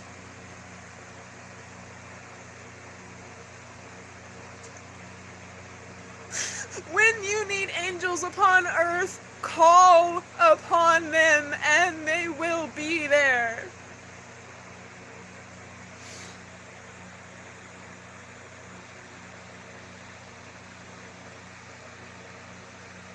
Todd's dog was named Mindy? No, that can't be. I must be remembering that wrong. I haven't talked to Todd in a long time. That's fucked up. I don't know. And Nate,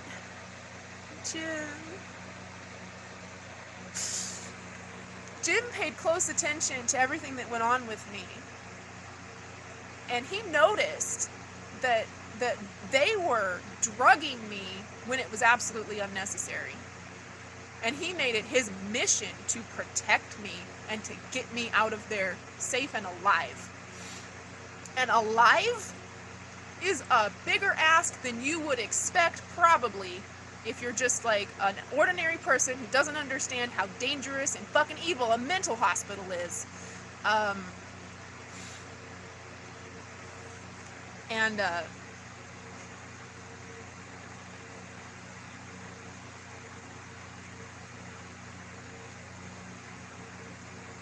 It wasn't the first time that people had expressed that they felt the presence of Jesus in my presence, or divinity, or God.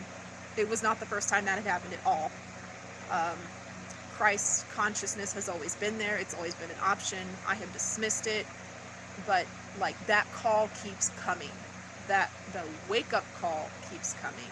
That call keeps coming. Someone is trying to reach you. Hello? Hello? Hi. Hi, I'm the wake-up call. I am that. I am that. I am. I am the wake-up call. Nothing will stop me. I will die speaking my truth, broadcasting my truth, living my truth, and building my community. It is what it is. That's where we're at. There is no denying it. There is no stopping it. We are here to do something, and I need your help, because I'm not doing so well.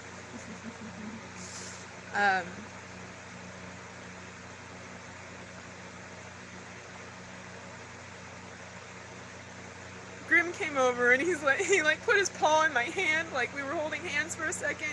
That's not something that he normally does. Hi Grim baby. Hi Grim. You know, last night I was laying in bed and I was remembering like my relationship with my cat Miso. It's like I could hear Miso's voice.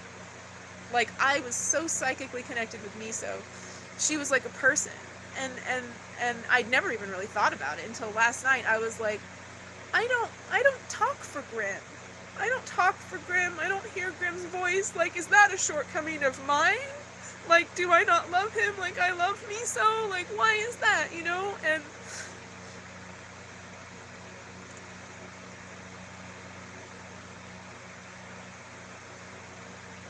no, it doesn't mean I love him less.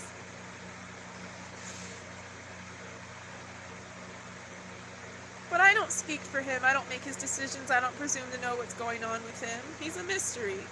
But he's my Grim Angel.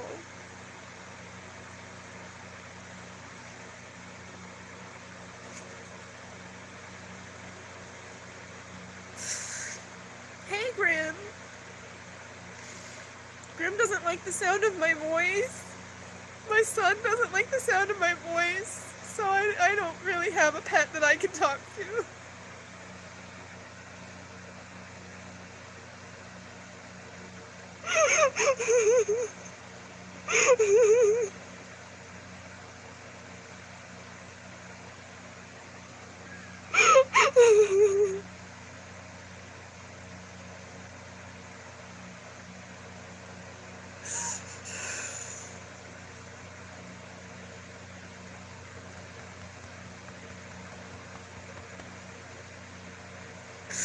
I'm not here to save you. I'm here to show you how to save yourself.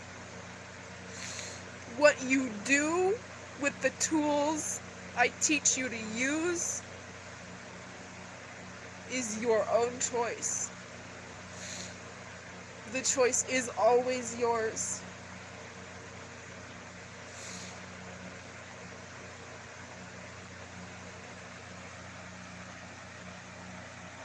Thank you so much for listening to me. It is 3:33. Love and light. I've got to bounce. If you dig my vibe, subscribe. I look forward to seeing you again. Grim Shepherd, how else can we connect? Follow me on Instagram. I'm Scatterbrat. The word scatter, the word brat. SCATTERBRAT. On TikTok, I'm 666. That's confusing. I'm not even sure what that is. There should be, my TikTok tag is in my Instagram posts that are TikTok videos. So TikTok is 666, and okay, let me think.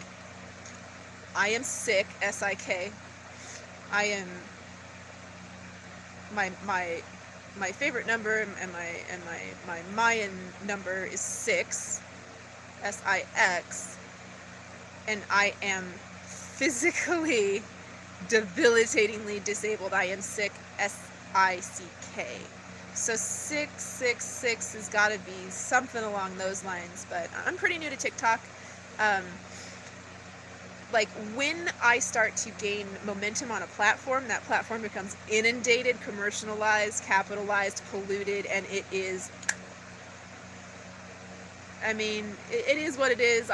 There's no way around it. I was always talking about the Matrix. I was always talking about the movie The Matrix. Now the movie exists, and I'm still talking about the movie The Matrix, but it's like we're all in the movie. It's so meta, it's not even funny. And like the new Matrix movie was just like, oh, okay, I see you, that's cute. Yeah, the Hollywood fallacy fucking up everything. I see you, I see you, I see you, I see you, I see you. And I want you to know that, like, I'm so appreciative that you're here. Viewer, I see I have a viewer. I'm so appreciative that you're here. If I reach one person with my message, if I help one person, then that's what I'm here for. And I'm so grateful that I could help one person. This time, I never stopped doing this. Just for this session. For this session where all I'm doing is speaking my truth and building my community. Like, thank you. Please join my community. Follow me on YouTube. Okay, subscribe on YouTube. Follow me on Instagram and TikTok. I'm not good with technology, but Facebook is shit. Fucking don't fuck with Facebook. That should be like, yeah. My Facebook though is for people that I know in my local. The Facebook for me, my local community. That's how I use Facebook. So because you're not local community, I don't want that on Facebook, but feel free to direct message me on Instagram, and I just yeah, thank you so much for allowing me to do this, for enabling me to do this, for I processed so much. I am so much better equipped to live my life and be my best self because I did this 3-hour session. So thank you for hanging in there with me. If you're watching and it's not live, like, wow, you know, because I really feel like much more like inclined to watch something live than to watch something that was live. You know, I want to participate in reality. I want to be in the present. So of course I want to watch something live. But if you've hung in here all this time, we are of like mind. All right. Love